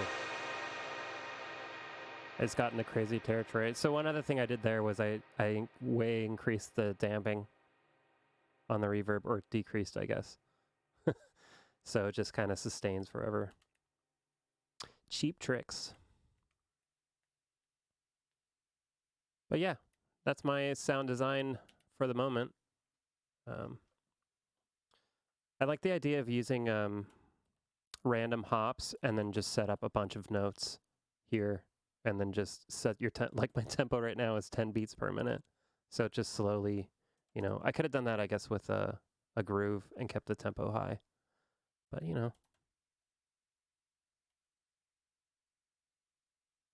Really cool idea. I've literally never thought about doing this. So I'm feeling very inspired. Any other sound design things I should try? Guess I could try something weird with the Wavsynth while you're having your break. I'm really bad at tutorial things, I think, especially it being so close. It's like, yeah, just do the thing real quick. It's Just do the thing. beep boop. Some Lamp asks, out of curiosity, did you design the reverb or is something open source? I designed it. No free verb here. Yeah. Get that doo-doo out of here. Yeah, basically the story goes is I think I first tried Freeverb and I hated it, but it was like a port of Freeverb 1, I think, and the newer Freeverb like 3, I think is better. But then I tried using that one and that was a struggle getting it to port correctly. And then I just wiped the slate clean and started playing with stuff in I don't remember if it was Reactor or Max, but one of the two, just outside of M8, just to get the algorithm I wanted, or something close to it. Like, I guess the key with doing that is making sure you're watching your CPU load, because if it eats a lot of CPU on my PC, it's not going to run on the M8.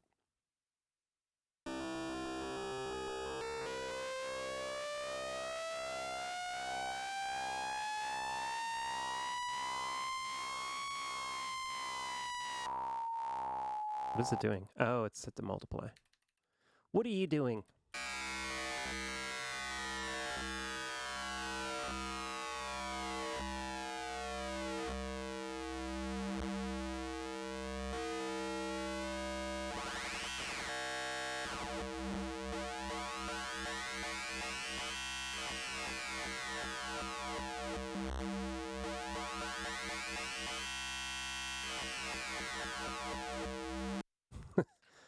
I think the sorry, I was answering I don't know why I'm answering a chat question. Do it. Someone said I wish the vocal synth had consonants, and I was just thinking I think the Braids Renaissance firmware has a consonant Does it? vocal bank. I think it does. Yeah. I think it has. I think they use the TI's Texas Instruments Speak and Spell voice engine for it. Yeah, maybe something to look into in the future, I guess. I feel like it does kind of have them in there with. It has like 1, 2, 3, 4 whiskey and a few other words like that in there. Yeah. So it's just like preset words. Yeah. It's nothing like LSCJ where it has the whole like the vocal sequencer thing. The you know what I'm talking about. You gotta program it to say your name before your set starts. I actually haven't seen that used very much in the last 10 years or so. But maybe it's just too cheesy or something. I don't know. It's a bit of a chore to use, I think. Yeah.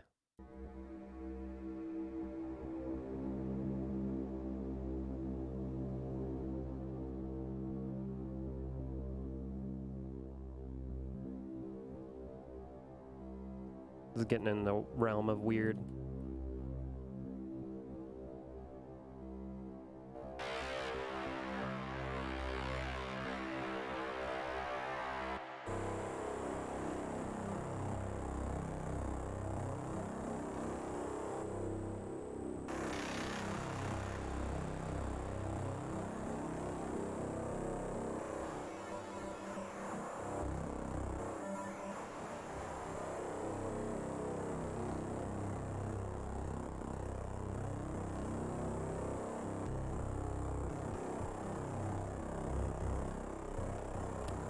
I don't even know what it's doing anymore.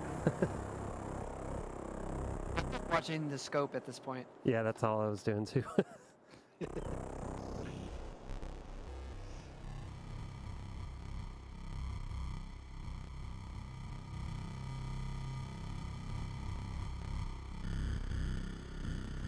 I love the idea of using this kind of stuff for soundtracky stuff, like video gamey soundtracky stuff. It's what I think of whenever I start really tweaking the Wavsynth like this. Yeah, I absolutely know quite a few people who want to specifically use this for sound effects and soundtrack stuff, which is cool. It's very good at it. It sounds nutty. I wonder what that sounds like if I double it up with the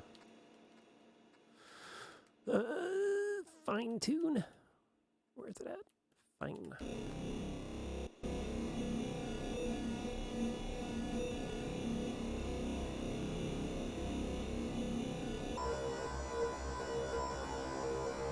Oh, dummy. I'm using the same phrase on both. I was like, why is this not working? There we go.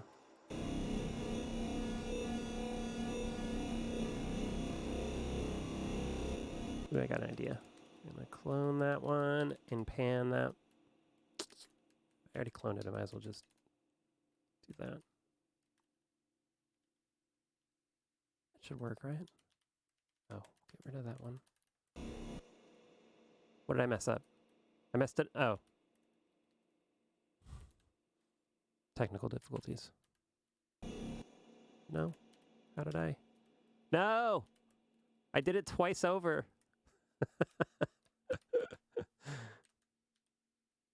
Prize? How did I? I was yelling at you, but I had my microphone off. Oh, why does it say prize? That was weird. I just got a super weird graphic glitch. What was I doing? Yeah, so I ruined one of the instruments. So that's instrument 0. Yeah, see that? I did it again. Oh. Oh, yeah. This M8 is a newer firmware, so I think I probably found a bug. It's only happening on the app, or is it on the device? It's on the device. Oh. Yeah, but Wow. this is unreleased. It's got some new changes, so maybe I messed up something. I just have to Sneak remember to peek, look at it later. No. I forget there's nothing really new. It's just like bug fixes. Okay. Trying to not lose my train of thought now. So that one, and then this one should be fine with some amount. And I still screwed it up. Oh. Come on, that wasn't hard.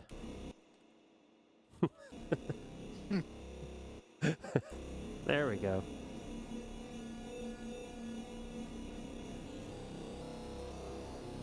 Of course, they're no longer linked now because I did that. So I'm going to move that back here. And then do a pan. I should have just did this the right way to begin with. Where's pan? Why am I blind? Pan 8, and this one should be pan 7F. And this one It's funny should because be pan center. most of us are in the Discord chat, so we can't even tell.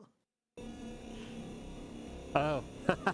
yeah, you have to be I'm streaming it right now to my Twitch channel that's in stereo. It sounds better in stereo, by the way. So I wasted all that time. Worth it.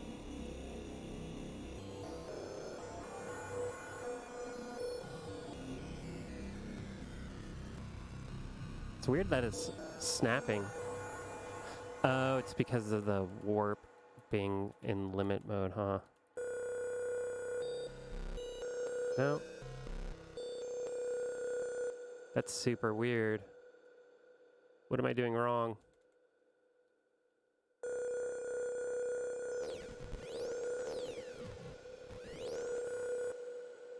I see. That's really interesting. I don't know if that's a bug or not, but the Wavsynth shape only updates, I guess, on every tick. So when I yeah, had a low tempo, it was doing a slow update.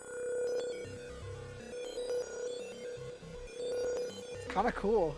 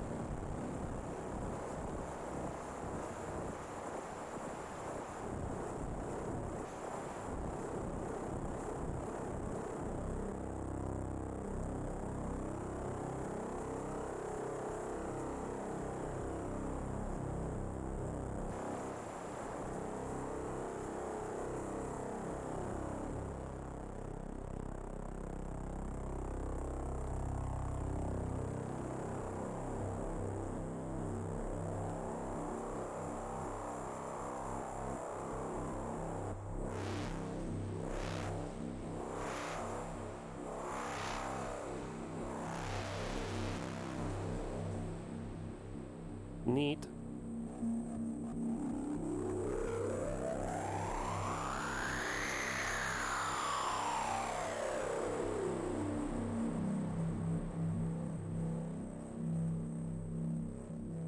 Yeah. Wavsynth 101. It's pretty nutty. That was quite nice.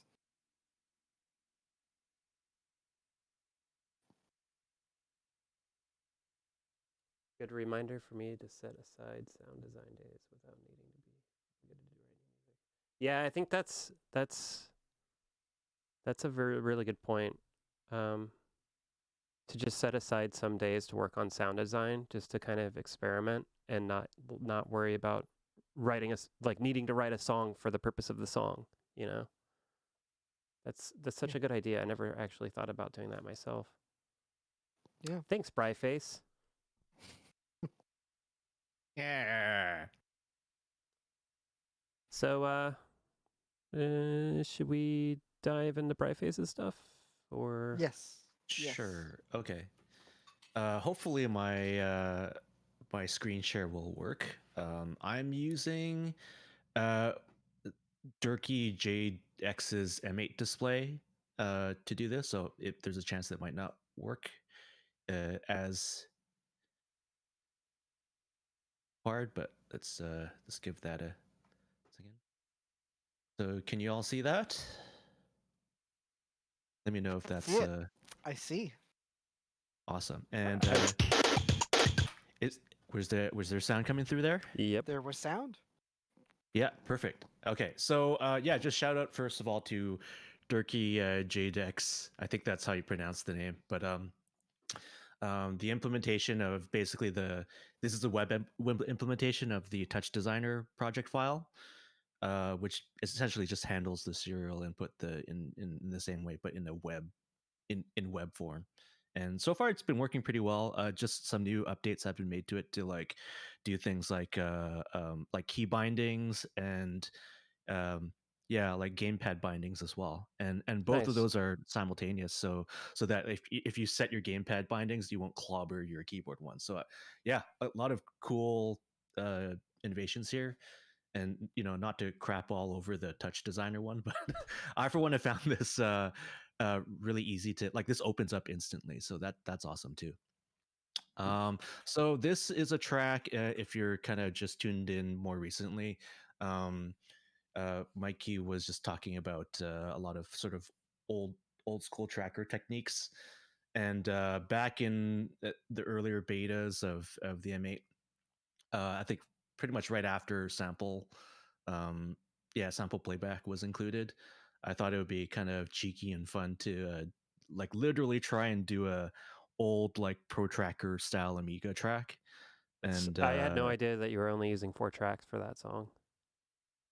Oh really? Okay. Yeah, I was trying to stick to the, if you're not super familiar with the format, the old Amiga style tracks, the mod files could only fit 4 channels, right? So I tried my best to kind of stay to that restriction, and also tried to basically throw every old school tracker trick in the book at it, just to see if I could, if it didn't support it the same way that the older trackers did, then to at least try and find a, equivalent workaround. So I'll just play the, and by the way, this is not like finished by any means, but I'll just play kind of what I had shared before. So.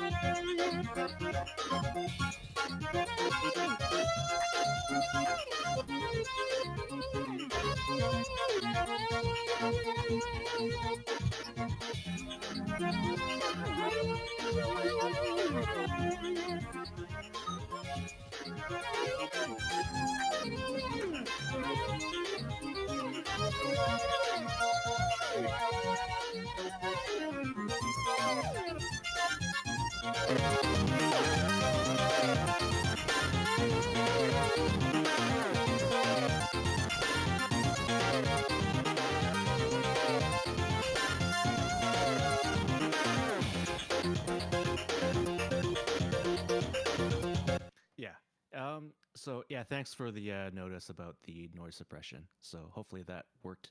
I don't know if you guys need me to play that again, or no. If we can just move on, then I'll dive again. Again. Okay. Well, here's what it sounds like. Possibly less worse than before.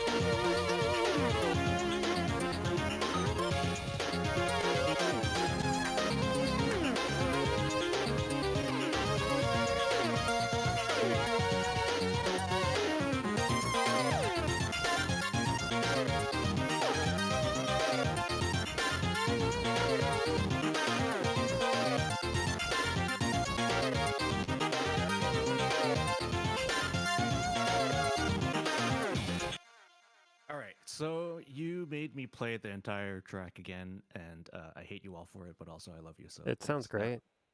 Like super cool. Yeah. So in case you're wondering, all of the instruments are all like sample based, and each of the samples are actually from the collection of Atari ST. Sorry, the STXX sample set, which is like Was that Amiga at, or was that Atari? like I'm not sure. I thought it was Amiga for some reason. I'm not 100% sure, but in any case, these were sample discs that that existed like in the early 90s that people were using because people didn't have a lot of means to sample anything, right? So they just used whatever was prepackaged that came through like computer magazines and such. So that's a bit of VGS. the historical perspective on it. So I literally just kind of tried to use those as, you know, bog standard as possible. So yeah, that was a lot of fun to be able to like get that going. I guess I have in mind a couple of like I'll walk through some bits and pieces of the track to like show some of the concepts that Mikey was talking about in practice, just so you know, kind of not just like, okay, like, you know, you should use this hypothetically, right? But here's the actual result of it.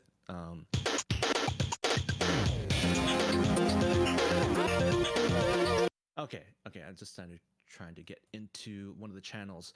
So you can sort of hear that there's like, I think it's this one. Oh, I muted it. My bad. Well, I could go, yeah, there's this bass line. You'll notice that actually, like, I'm using pretty liberally, making pretty liberal usage of like volume column stuff, and technically this didn't really exist.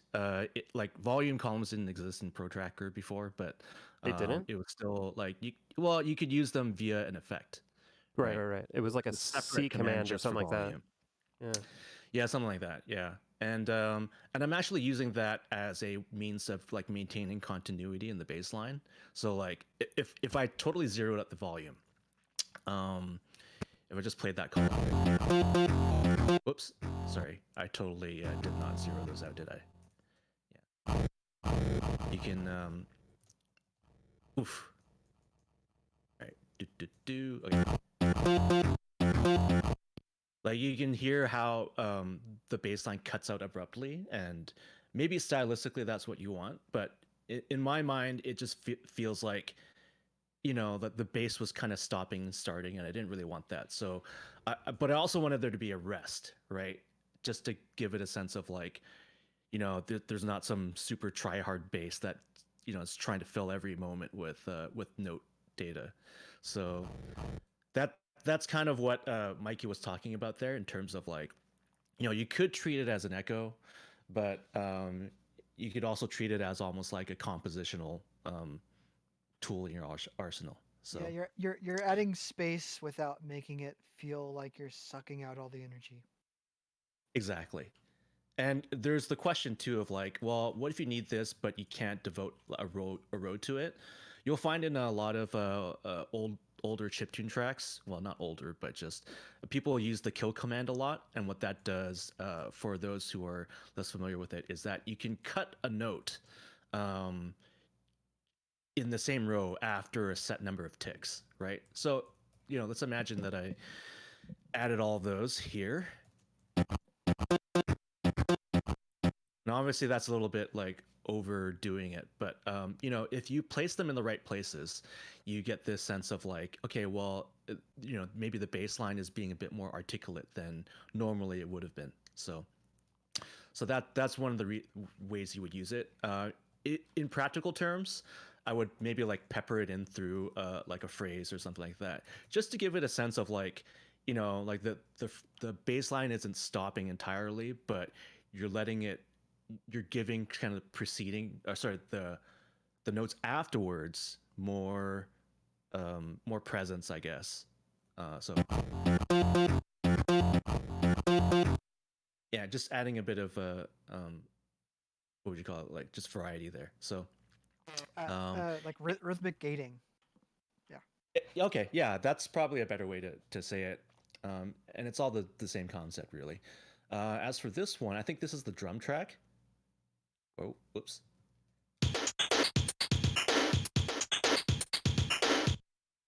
This is actually a good answer to what Mikey was saying would be an assignment for all of you, which is like to just put a bunch of stuff into the same channel, right? And so here, what you're hearing is a bunch of kicks, basically all the sections, right? Like you have your kicks, you have your snares, you have some hi-hats.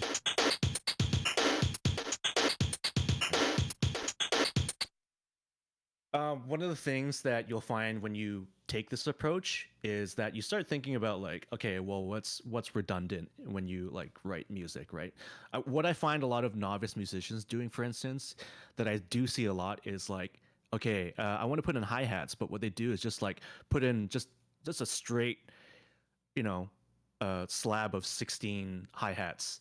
And sometimes you don't really need all of those, right? In this case, like if you think about the function of a hi-hat, like musically speaking, it's like some people would call it an ostinato, which is kind of like you're counting the 16ths, right? So, but if you have other instruments that are kind of serving that role, then that means some of those hi-hats are going to be redundant, right? So that's why you can afford to have this approach in this kind of a style of a track where the kicks and the snares, they're all contributing to the 16thness of it. And so that's one of the early realizations that a lot of the old school composers did. So that's why they did their drums this way.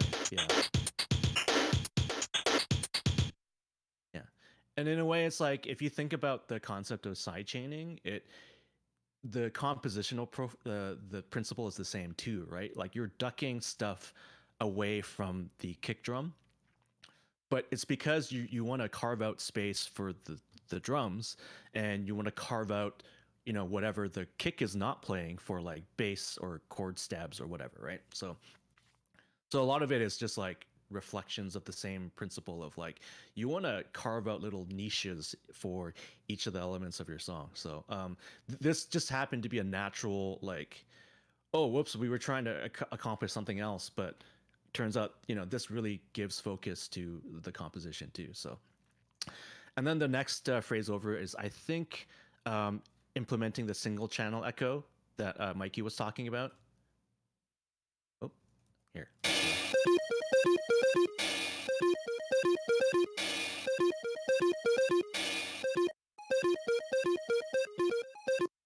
So here it's pretty simple. Like it's a bit of a variation here where because I have like my riff is not like every other eighth note, but it's like I have basically two groups of like full volume notes, and just trying to make the pattern there, right? Actually, if I clone that, let's put it down here.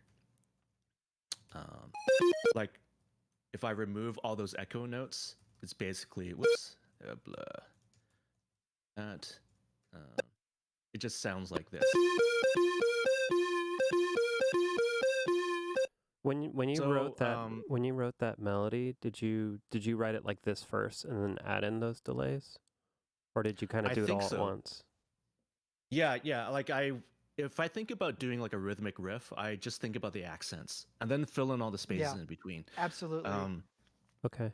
I Sorry tend for to not interrupting. think about the. Well, no, it's okay.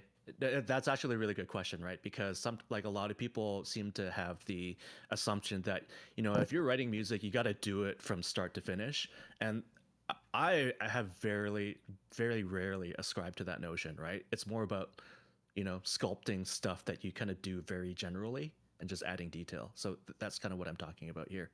But yeah, the original phrase basically is filling in like all the spaces, right? And just trying to fill them with like, and it's not, like I guess the rule of thumb is you take whatever row is ringing out, and then you go down like, let's say, I think it works best for the type of delay that you have to go down like a dotted third note. So that means 3 rows down, right?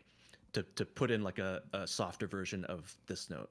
But sometimes I don't follow that because sometimes like you may have established that in a previous phrase. So like so that the listener kind of retains that in their mind. So that leaves you the freedom to like, play around with that a little bit, right? Play around those expectations by like this B is actually repeating like a B that played earlier, but I'm kind of playing it fast and loose just to, just give it a bit more of an organic feel. And as well, you want you want these notes to kind of hint at the harmony. Like if I play this, it's like some kind of suspended fourth chord, right? But you could technically like put in any other notes that play nice with that harmony, right? So you could put in like one of those extra funky like jazzy extensions, and so yeah. Yeah, I'm gonna move on a little bit.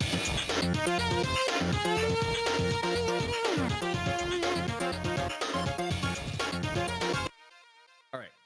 I guess one other demo scene trick that was used before is these kind of chord stabs. So this is basically like one of the STXX samples were literally sampled chords, right? And so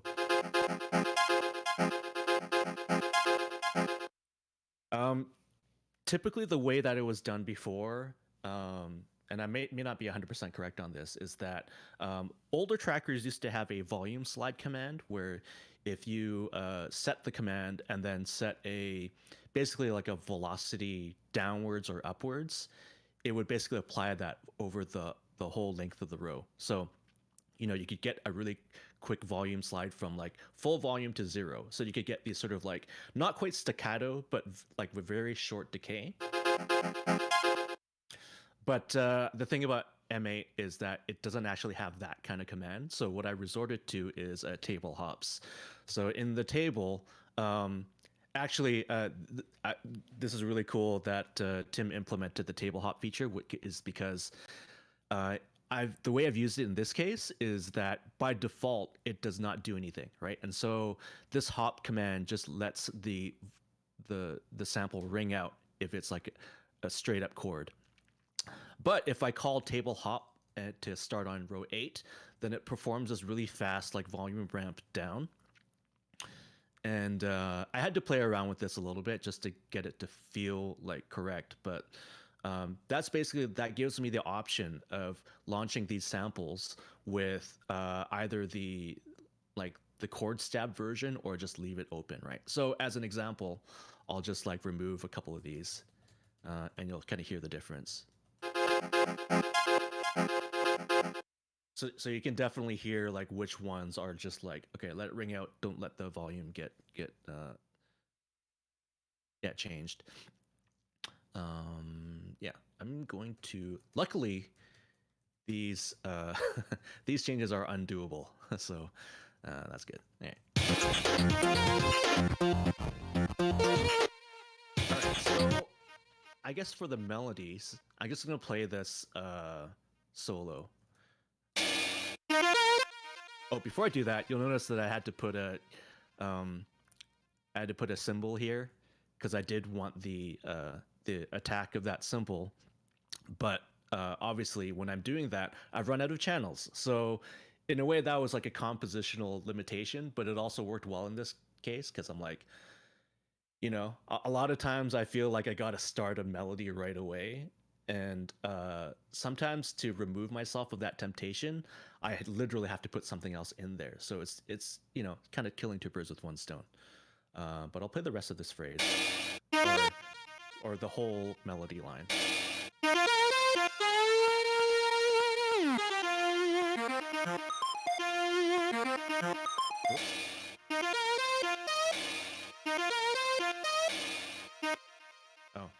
I'm experiencing a little bit of latency here, which means I think I'm not advancing to the phrase in time.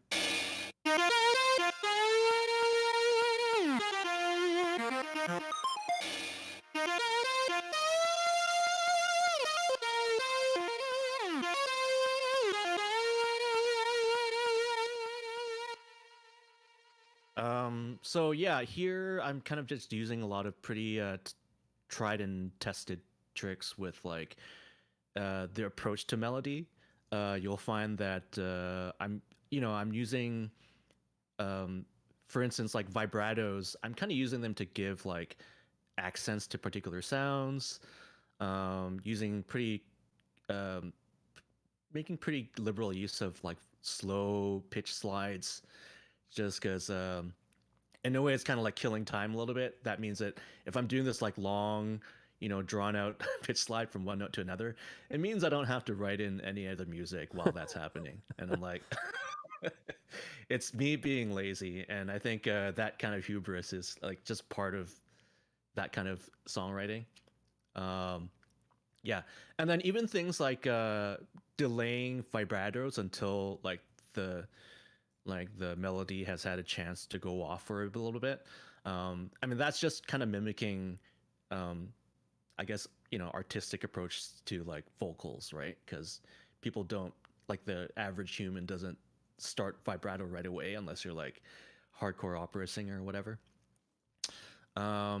There's a couple of, again, I'm using like a couple of notes that aren't really part of the melody, but they help decorate it because they're like echo notes that are just in betweens, right? So yeah. So if I just slow down the, let me slow down the tempo, maybe by half.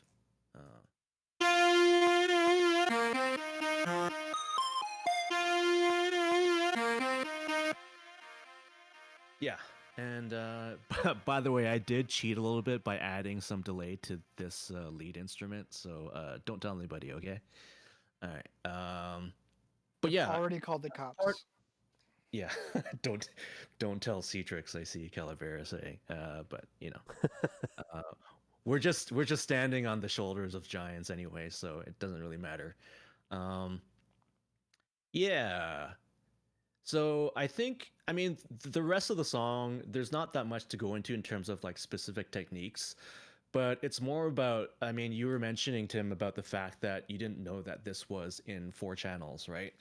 But that actually informs a lot of the musical structure, because there's things I can't, like, it limits how many things I can do at the same time, which means you have to actually think ahead a little bit about like, okay, well, what is your song going to be? Like, is there like a thesis, like musically speaking, that you want to be front and center? And the more stuff you have going on at the same time, the harder it is to manage, right? So it just happens to be a natural technique to be able to make that happen, right? That said, I totally did have a like, I was trying to decide whether or not for this song I should actually use the other 4 channels to do like the same song but with like totally not samples, like just completely modernized it, but like somehow do a crossfade like from the start of the demo style stuff to like the Modern-y stuff. I guess it was really hot topic these days is the idea of restorations, right? Which, by the way, personally, I'm kind of like about, in terms of like, was it the Super Mario soundtrack with like original instruments? Like, you could do something like that here if you wanted to, Yeah. but yeah. But that's another topic in and of itself that I'm sure like we'd spend another 3 hours talking about. So When you said restoration, I was thinking of like those people who like restored the art, like statues and stuff like that, and totally messed them up. oh yeah. But I guess it's sort of the same. It's the same kind of thing. Precept, right? Yeah. I mean, I get why people would want to do restorations and stuff like that. I think it's more a question of semantics, right? So anyway, if I don't know, if feel free if anybody else has any questions about this track, just let me know. There it is. Yeah. There's the Super Mario World restoration on the right.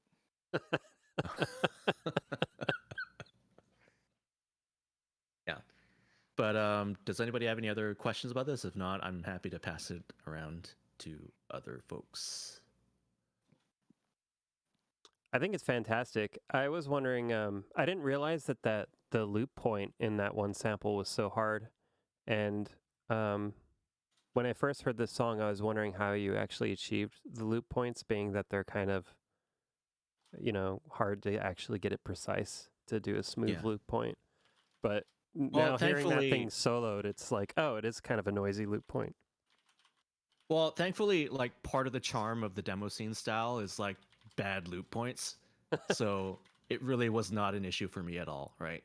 So I yeah, didn't even mean, notice once up to it you. was in the mix, like you can't even hear it. So Yeah, if Castle Tiles was asking how do PSL and pit commands stack together, so Oh, pitch slide and pitch.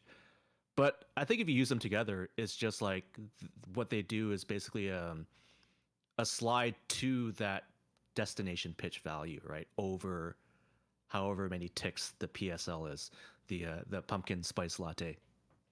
So, that I can't take credit for that, by the way. I think, yeah, somebody else gotta that's hilarious. chime in with that. But I always think about that though whenever I do use that command. It's a very common question. People coming from LSDJ asking how to do the pitch like slide command that LSDJ does, and it's like, well, you could use pitch and pitch slide together, or you could just put in a note and use pitch slide, or there's like 400 workarounds for that. So.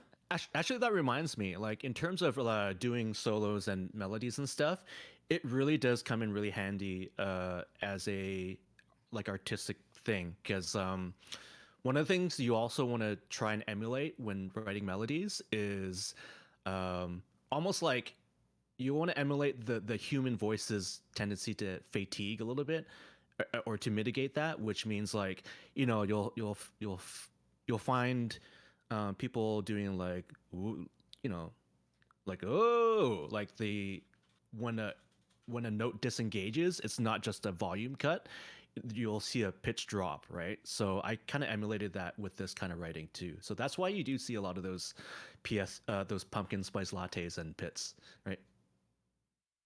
Oh,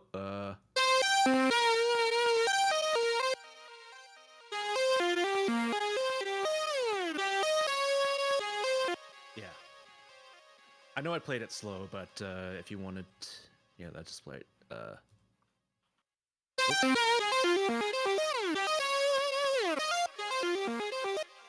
Yeah, it's just a way from backing off from phrases, right? And by phrases, I mean like musical phrases, not M8 phrases.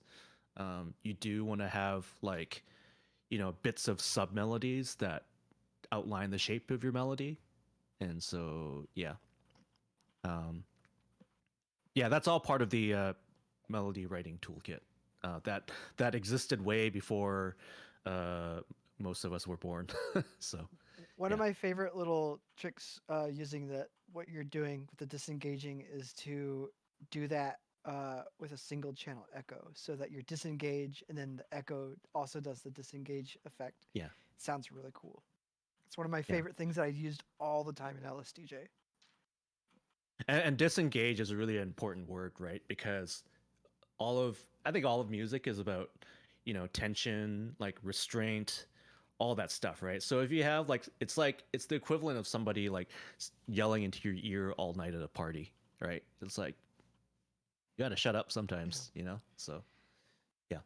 Castle Tiles, I actually don't know which one E6 is, but I would say for the most part, when you're doing pretty extreme pitch slides, it's less about the destination and more about the depth, if that makes any sense. I don't know. I maybe Brian actually did pick a very specific pitch to go to, but yeah, I find for me, I think I know what you're asking. But it's basically like, it sounds like the question's more like, well, do I have a sense of where those pitch slides should go? And the answer's like, short answer is no, right? Like you just kind of do it to taste. If you're asking what that specific value does, it's just like, because pitch slides are relative, right? Because I just know that I want to go down. So it's like under 0, 0, which is what, you know, 80 to FF is reserved for as those values. So I generally use pitch slides down way more than pitch slides up, unless you're writing a like super J-pop style melody where everybody seems to want to squeak in the middle of their phrases. But yeah, but you know, it's up to you. Like no matter what kind of melody you're writing, like you have those options.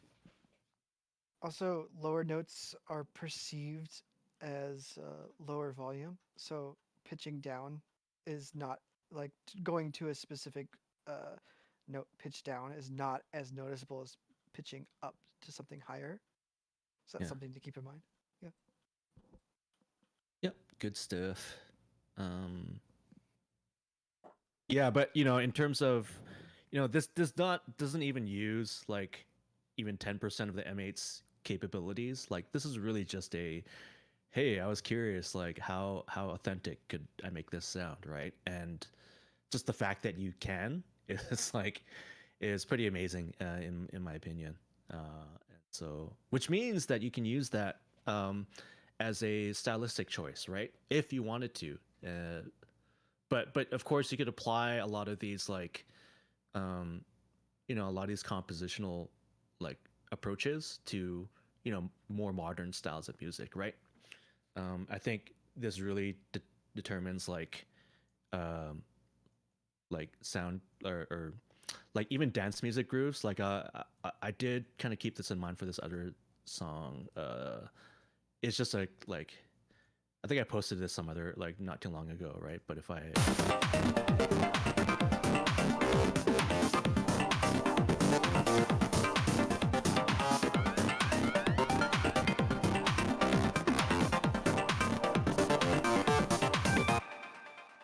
so there's part of like parts of this where I'm like, okay, only the kick is going to happen here, and will the bass line coincide with the kick, or does it avoid the kick entirely, like as a rule, right? And that stuff like that really determines the groove of like your music, whether or not it's like old school or not.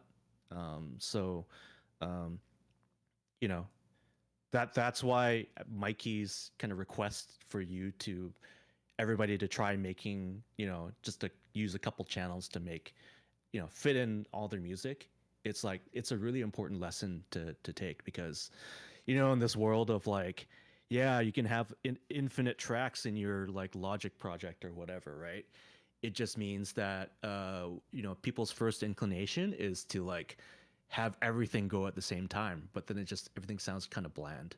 So yeah, that's a lesson that a lot of LSDJ users have learned like really, really well, just out of necessity, right? So yeah. Anyway, does anybody? Yeah. Sorry. No. Yeah. No, go ahead. I was saying that it really shows it really makes a difference, especially with something like LSDJ, where your palette is pretty much the same. Your canvas is exactly the same.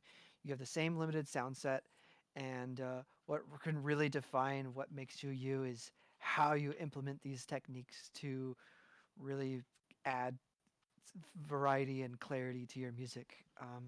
And I think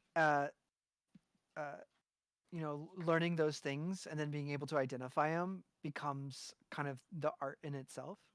I know there are times where, some of the most interesting LSDJ tracks, for example, are ones where, with my 10 plus years of LSDJ and design experience, not understanding how they're doing it, and that's like the mind-blowing stuff, and like being able to implement those kind of techniques into something like this is just takes it to a whole new level.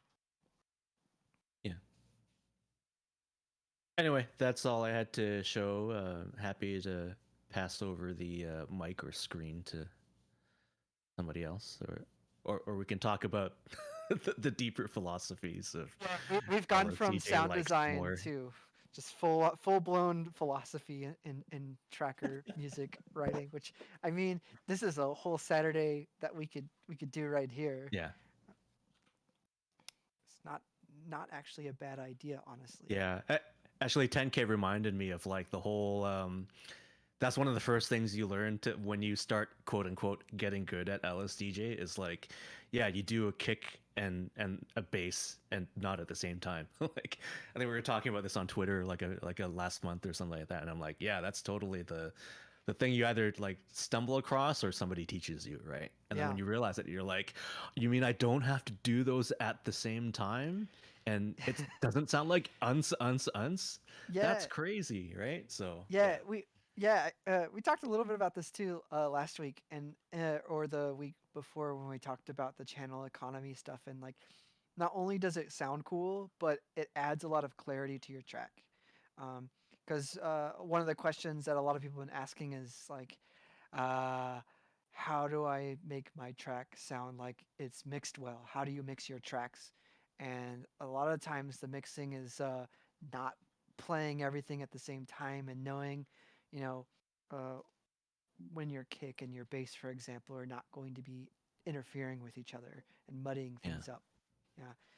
And well, that's what you see in a lot of YouTube videos, even for like completely recorded stuff, right? Because the main problem solving is about like, oh, I have like all these things that are vying for the same like sonic space. How do I mitigate that, right? So, I mean, you either do it through like an assload of plugins, or you deal with it earlier in the compositional process, right? So, yeah, it's certainly it's a good idea to know, I guess, to some degree, like sonically what kind of instruments you want and where they're gonna go.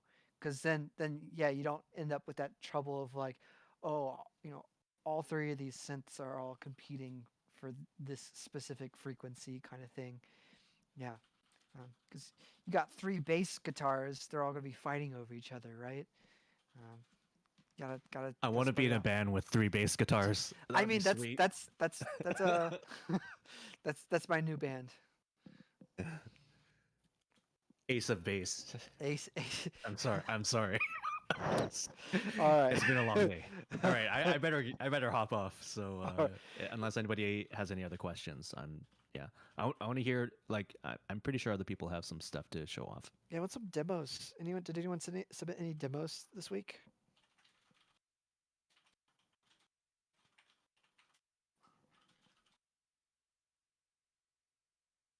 Uh, 10K handed me a demo that I could play.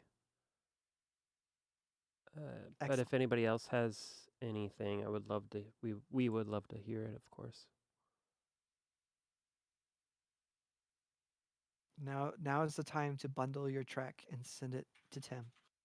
I mean, it might have been better a little while ago, but I'll try to transfer it now if you have anything. Now is your last chance to bundle it and send it to Tim.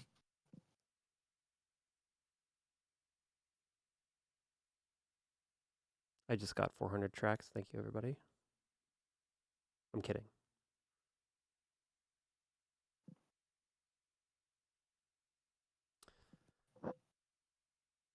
Can't wait to hear Tim's new footwork track. Heard you were doing some modular footwork stuff, Tim. Yeah. I guess I'll show 10K's track. What is it called? Long bass. Let me share the screen. No, not that one. That one. Yeah. Hold on a second. All right.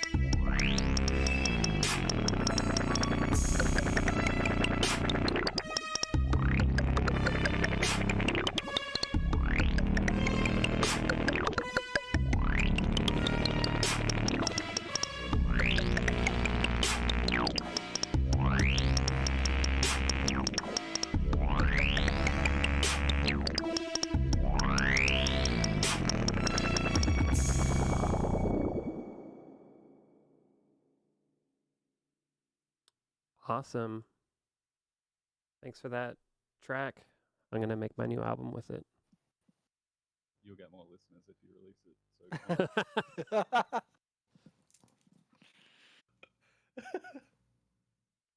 I may as well. Like I was going to do this last week, but nothing worked. But it'd be interesting to share with. If it was interesting, I could share with some people like actually how basic my tracking is in this. If that's of interest. Do you want me to So navigate for you, or can you share screen? If you'd like, you can. I mean, actually, but like, really, the main ones are on the third channel. The fourth channel when the toms start playing. That was me just trying out your repeat command.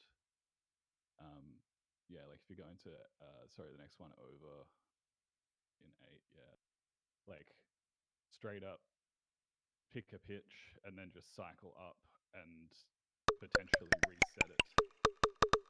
And like that sound is just the kick synth in Macrosynth. Like it can produce some really interesting tonal percussive sounds. That's really a big vibe. The second channel is the FM synth, basically just turning the kick synth that is also on channel 1, providing the kick and snare, into a what you would call in trap like a trunk shaker or whatever, beat, just kind of like low bass tone. The hi-hat, which I think is on the third channel. So on which channel? Third is a really, really pathetically put together FM hat. Like, I have no idea how to make things actually sound good in the FM. That's the point. The stuff in the tables is my really lazy way of getting variety in that kind of setting, where like the pan, who's kind of using those zero tick, some of the zero tick things Mikey was talking about earlier, of providing a little bit of variety that I don't actually dictate with randomizing the panning, and then occasionally sending in other random delays that kind of also provide another textural layer of variety, but without me having to go to any true effort to make it happen. Right. Without having to add it to every single row and every phrase. Yeah, or even like I actually like removing some of the choice and finding the happy accidents, and sometimes like dictating where those sit in the that second FX column impact the way that modulation happens. But like removing my choice from it, I end up finding, at least for myself, that I get results that are closer to what I was looking for than what I would have come up with if I was manually programming it. Right. Does that make any sense? 100%. Um, You're basically saying you don't like free will. Well, I'm basically saying give me too much of it, and I do nothing good with it.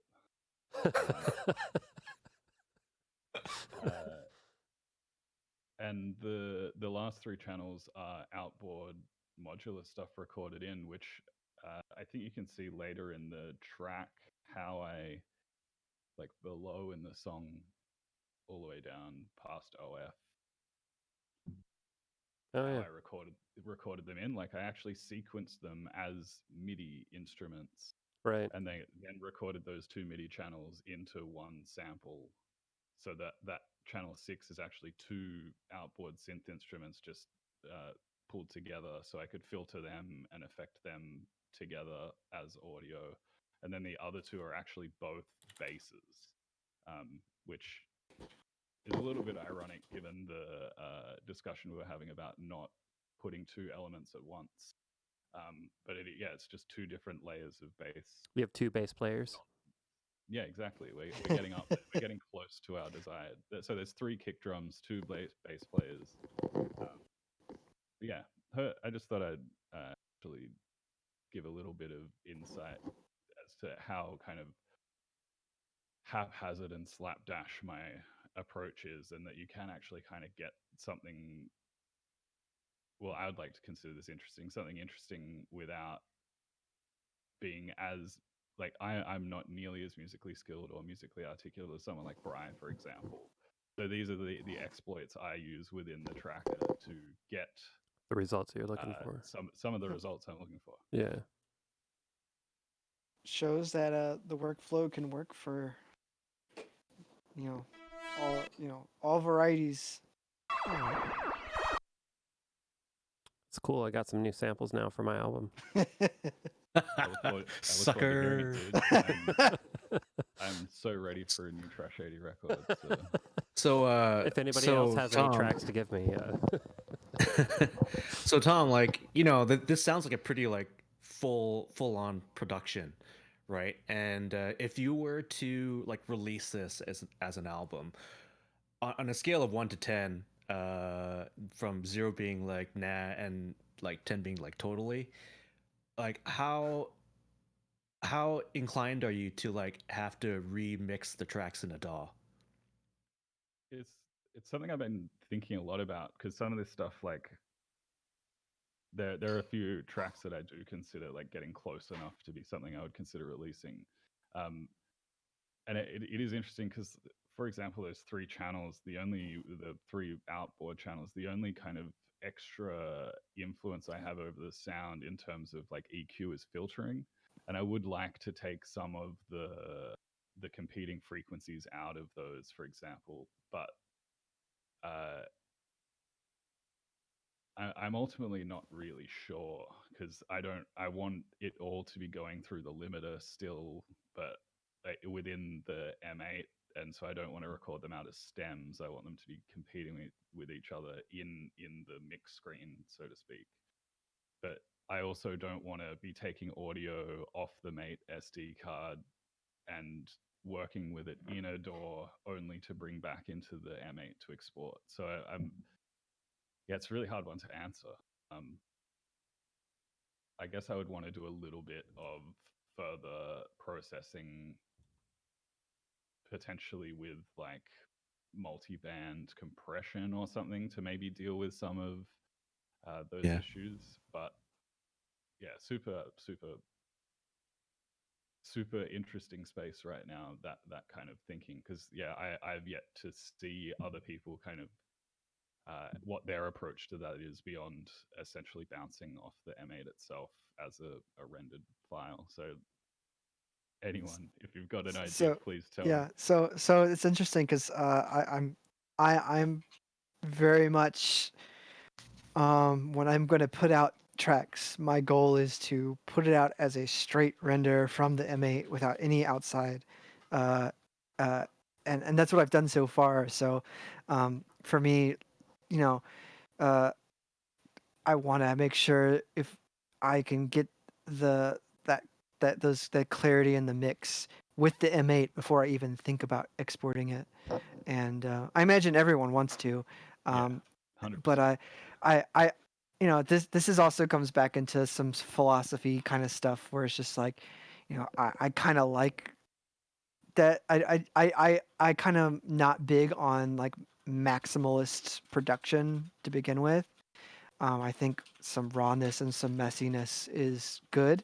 When I play live, my tracks are, my stuff doesn't sound particularly perfectly studio. When people are standing and ideally dancing or moshing or something. So whenever I make my tracks, I want them to sound how I want them to sound when I'm playing live. If that makes sense, as opposed to headphones. And it comes down to the kind of music you're making. Are you making headphone music or are you making speaker music? Kind of. Well, yeah, I totally agree. And I must admit, the intention with basically everything I've worked on the M8 so far has not actually been for release so much as playing out live, which is, again, partly why that approach of using randomness is used. So it every time it is played, it is inherently different. And yes, like that's actually a big part of tracker music that I love, that like the experience of hearing the Game Boy in, you know, the one we're all familiar with, played live, and the way it behaves differently each different time you play it was almost my favorite part of that whole using hardware to play stuff. Otherwise, like, you may as well DJ, you know, which is not to, I also DJ, but that's a separate skill set and a separate oral experience. And yeah, so I guess like it's really deciding, to the point about should it be mixed further or do I intend to mix further? It's like, am I intending it to be released as a super high fidelity thing that gets played alongside other bass music or other 160 music, or is it to be released in the context of like, here's the song that was entirely released and rendered on a tracker, which is, yeah, how do you present that music outwards, more than like working out what my intention is with it if I am to release it, if that makes sense. Absolutely. Yeah. And yeah, that really comes down to what kind of music you're making and who you're making it for and where you want it to be heard. And yeah, this goes further into our philosophy discussion that we should definitely have, because these are really cool, important things that people should hear about or talk about, whether or not you have experience playing live or not. I think it's really cool, important things that need to be pondered. So yeah, Anyway, I love that. Yeah, thank you. Yeah. Yeah, sounds great.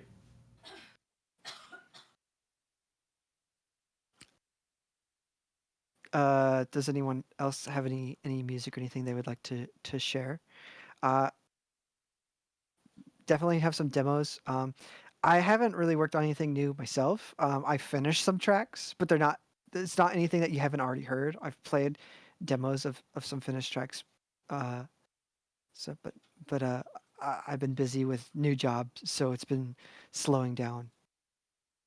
And I don't want to have to keep playing the same shit over and over again for you guys. Please play the same stuff over again. Oh my god. Okay. I don't know if Monotony is still in Twitch chat. This is an unreleased a remix that I did for him. This is the final iteration. Let me get my screen share just so you could at least see what the hell I'm doing. If I can get my screen share to work. There we go. Okay. Yeah, this is just a little drum and bass track. It's I don't think I ever played the finished version of this. It's pretty simple. Anyway, let me turn the volume on my so you guys can hear it. Hopefully that's loud enough.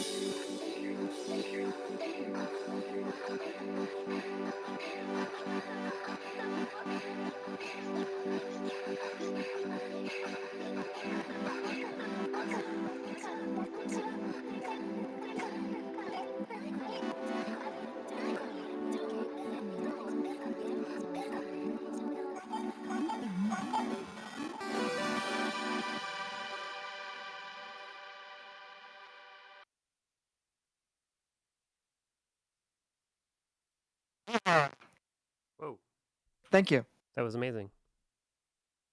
Thanks. Could you Good. maybe next time you make a track, make it in stereo instead of mono? I'll see what I can do. I'm gonna make the entire track. I'm just gonna hard pan everything, all the drums, Play all it. just on the left. Play it hard pan left and then play it hard pan right, and then you can just reconstruct it afterwards. Yes, done. Consider it done.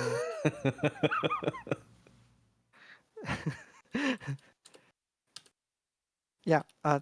Thanks. That was the Tony song. Can definitely appreciate some of Yeah. the approaches that like your use of headroom to create space, which goes back to the difference between the maximalist Yeah. full compression approach versus like the real transient articulate headroom existing approach. It Yeah. sounds so good. Yeah, less is more, and a lot usually with like mixing and EQing. Generally you want to cut and not boost, so you want to bring things down and then bring it back up as opposed to the other way. That makes a big difference. Although I have the limiter cranked relatively high, but it's not super high. Although I have some tracks where it's way higher, but having that headroom gives you a lot more space to bring super loud things in to push everything down, so you can get more breathing that way. When you have everything cranked up really high, everything is fighting as opposed to breathing, I guess. So you can get some really cool effects with that. I think like drum machine, a lot of cool drum machines like my 606. If I crank it really hard, like really high, and then also have the limit up really high, you get really cool. Like I love the way an overly compressed 606 sounds, especially like the snare drum. Ooh, it's one of my favorite sounds. Some crunch. Yeah, it sounds so good. So there's absolutely pros and cons to doing it one way or the other. You notice, at least with my mixer, that everything is pretty much untouched. I use it for very, very, very fine tuning. If something is just a smidge too loud, I would adjust it. But it comes down to if I'm using multiple instruments in one channel, then it affects all of them. So it's my kind of if I'm bouncing this as a final render and I'm like, oh, that's just a little too loud, I'll just bump it down here. But generally, I try to avoid. It's really, really, really easy to ruin your gain staging because there's so many ways to modulate the volume. And I mean that applies both to inside the M8 and with like actual hardware.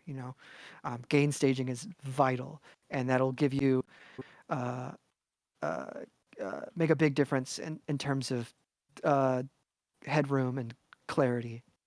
So I remember chiptune legend Random saying something along these lines at one point with Game Boy music production, saying, we don't actually need to run everything really hot, and if you start your levels much closer to the middle of the dynamic range available to you, you end up having a lot more expression open to you. And of course, with a Game Boy, the problem with that was the noise floor being pretty high. But with the M8, that's not something that you contend with, and it's been quite hard to break that habit. yeah, absolutely. If only there was someone here who could have devised a strategy to eliminate noise floor. I'm not naming names. I'm not saying who. Do what now? I don't know, something like Something bird sound or future whatever. request, something. Yeah, how do we have an adjustment for the noise floor? I want that, a slider that I can change with the touch screen. Which noise floor are you referring to? The one that you can't actually dictate was the one I was referring to. Earplugs. Speaking of which, Tim, can we get some like 2-hour waves of Game Boy noise floor to put in our M8 tracks? Do what now? just layer it in there. Yeah. It's gonna be the new vinyl crackle and pop is just gonna be Game Boy noise floor.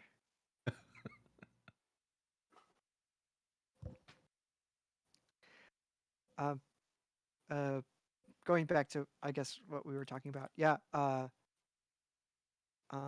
Headroom. Headroom is good. I mean, that goes back into just general philosophy with mixing and mastering. Is headroom good for the most part. I don't know if there's anything else with this track. I think I went over it last time. It's pretty straightforward. A lot of 0/0s. Bookmarks for good. Got your cues in the front and in the back for mixing into other tracks. You know how I do. Yeah. Did anyone have any other demos or anything that they'd like to show off? Or any other questions?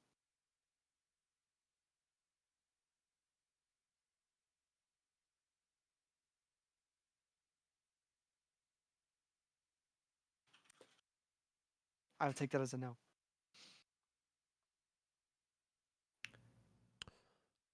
I have a question.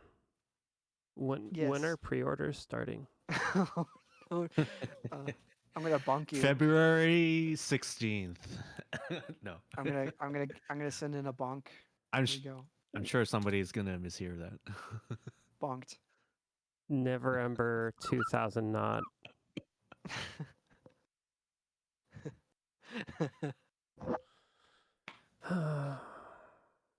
Yeah. No, but that was a serious question. I would like to know. Well, Soon, I think, is the answer. Because soon can be anywhere from now until Never Ember. It's just a matter of I perspective. think you need a majority vote on whether or not the anodization options are good enough.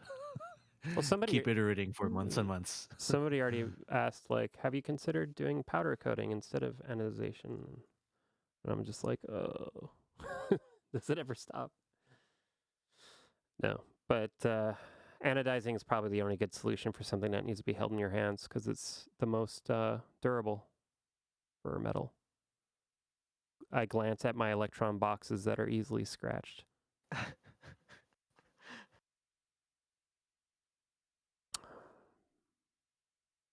But yeah, if I guess if nobody has any more questions or some songs to share, I think we might be settled on this. yeah. Are we going to continue to do this every week or? I mean, I like it. I like it. It gives me something to look forward to. But comes down to, I guess you could do a poll on it and see if people still want to do it every Saturday. I need to be more proactive. These last 2 weeks, I haven't been as much as I was initially. But I think if as constructive criticism, if we get some more demo submissions, or if anyone has anything else that they want to share, maybe something they found, whether or not we've covered it, would love to see other people's workflows. Even if it's totally off the wall and you're like, I'm not even making music at this point. I would love to see what other people are doing because I mean, watching some of the demos here, watching Brian, it's like, oh, these are things I didn't even consider trying out, and there are things I wouldn't consider trying out until I've seen them. So please, we're not begging you, but please, I'm begging you, send in some demos, show us what you're working on. We were kind of talking about it in the chat too, but I think like when we talk about like sound design, it tends to be like a very vague, like, oh, sound design, whatever, right? But I think a good approach is to have a list or maintain a list of like different kinds of sounds to create or emulate, and then it wouldn't always have to be you, Tim, to do this, but I think we could devote some of each of those sessions towards just like, all right, you're assigning some task of making a particular sound to you or somebody else, and let's spend the next like 20 minutes trying to go for full on like accuracy, or if not, we can sort of talk about maybe why the M8 can or can't do that. that'd be good for because a sound design kind of topic is to like people to pull up example sounds like how would I make this, and then us trying That's to a good idea. I like recreate that. it. I remember early on we were talking about that, like, okay, how are you going to make a respace? And you're like, oh, I'll show you. And we were all talking about different ways to approach it, and then your solution was literally just the sauce horn with a low pass filter, and it sounded perfect. Yeah. It's just funny. Yeah. Yeah. I'm That- slowly that'd be Because losing. great. what people want to know is like, I think people generally don't have an idea of what sounds they want, but they want to be armed with, like approaches to be able to get to where they're trying to get to. It makes sense. I mean, if you're not familiar with sound design or like generally like subtractive synthesis, maybe you don't know how they make the big super saws in like a trance song. And it would be cool to walk through that and be like, hey, this is how it's done, and here's how you could get a similar effect, or here's how you can use that and apply it towards super squares. That would be actually a really cool sound design cover type deal. So that's your homework. If you're working on a track, or there's a song that you really like and it's got a cool sound and you want to figure out how to do it, save it for next week. And we'll try to see what we can uncover using all the stuff that we've learned so far. Both, tables, envelopes, all that good stuff.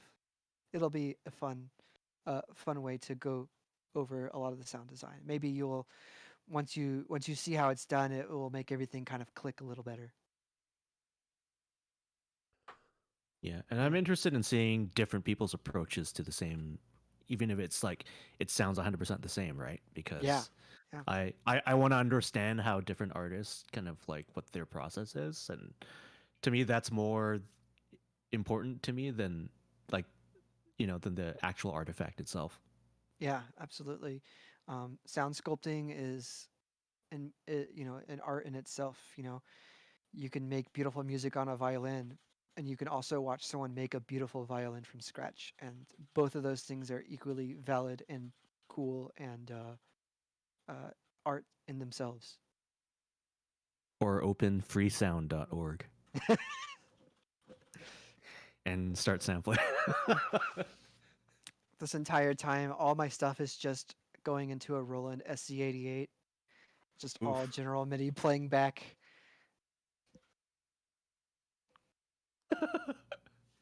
Hmm. Yeah.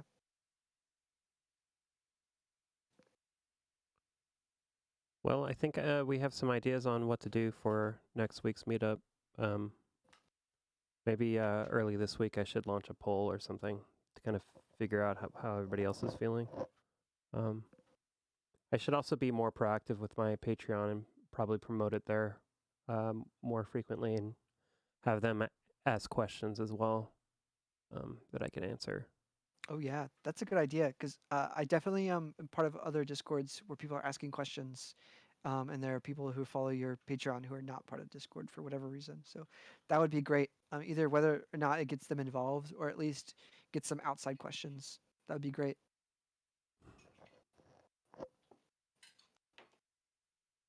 So many things. So many things to be done. I should move to another planet where there's more hours in a day. That works, right? New Zealand. Yeah. New Zealand's another planet, isn't it? It's Middle Earth, y'all. All right. On that note, I guess we should call it. Thanks everybody for joining in, and I look forward to chatting with you next week as we will discuss how to approach awkward silences and Yes. I I have a was supposed to. suggestion for that. You need to set up your air horn soundboard. I was supposed to fix that bossa nova track I played last time. I'll fix it for next time. For any dead. Oh wait, I have it. Dead I have it air. right here. Oh. okay, it's There. okay. Could you Okay. make it louder? Brian is now banned. I hope that was a royalty-free air horn. I should have just yelled over top of it. No. Yeah. Yeah. So see you all next week. Thanks for joining in. Thank you. Have a good night, everybody. Bye. Bye bye.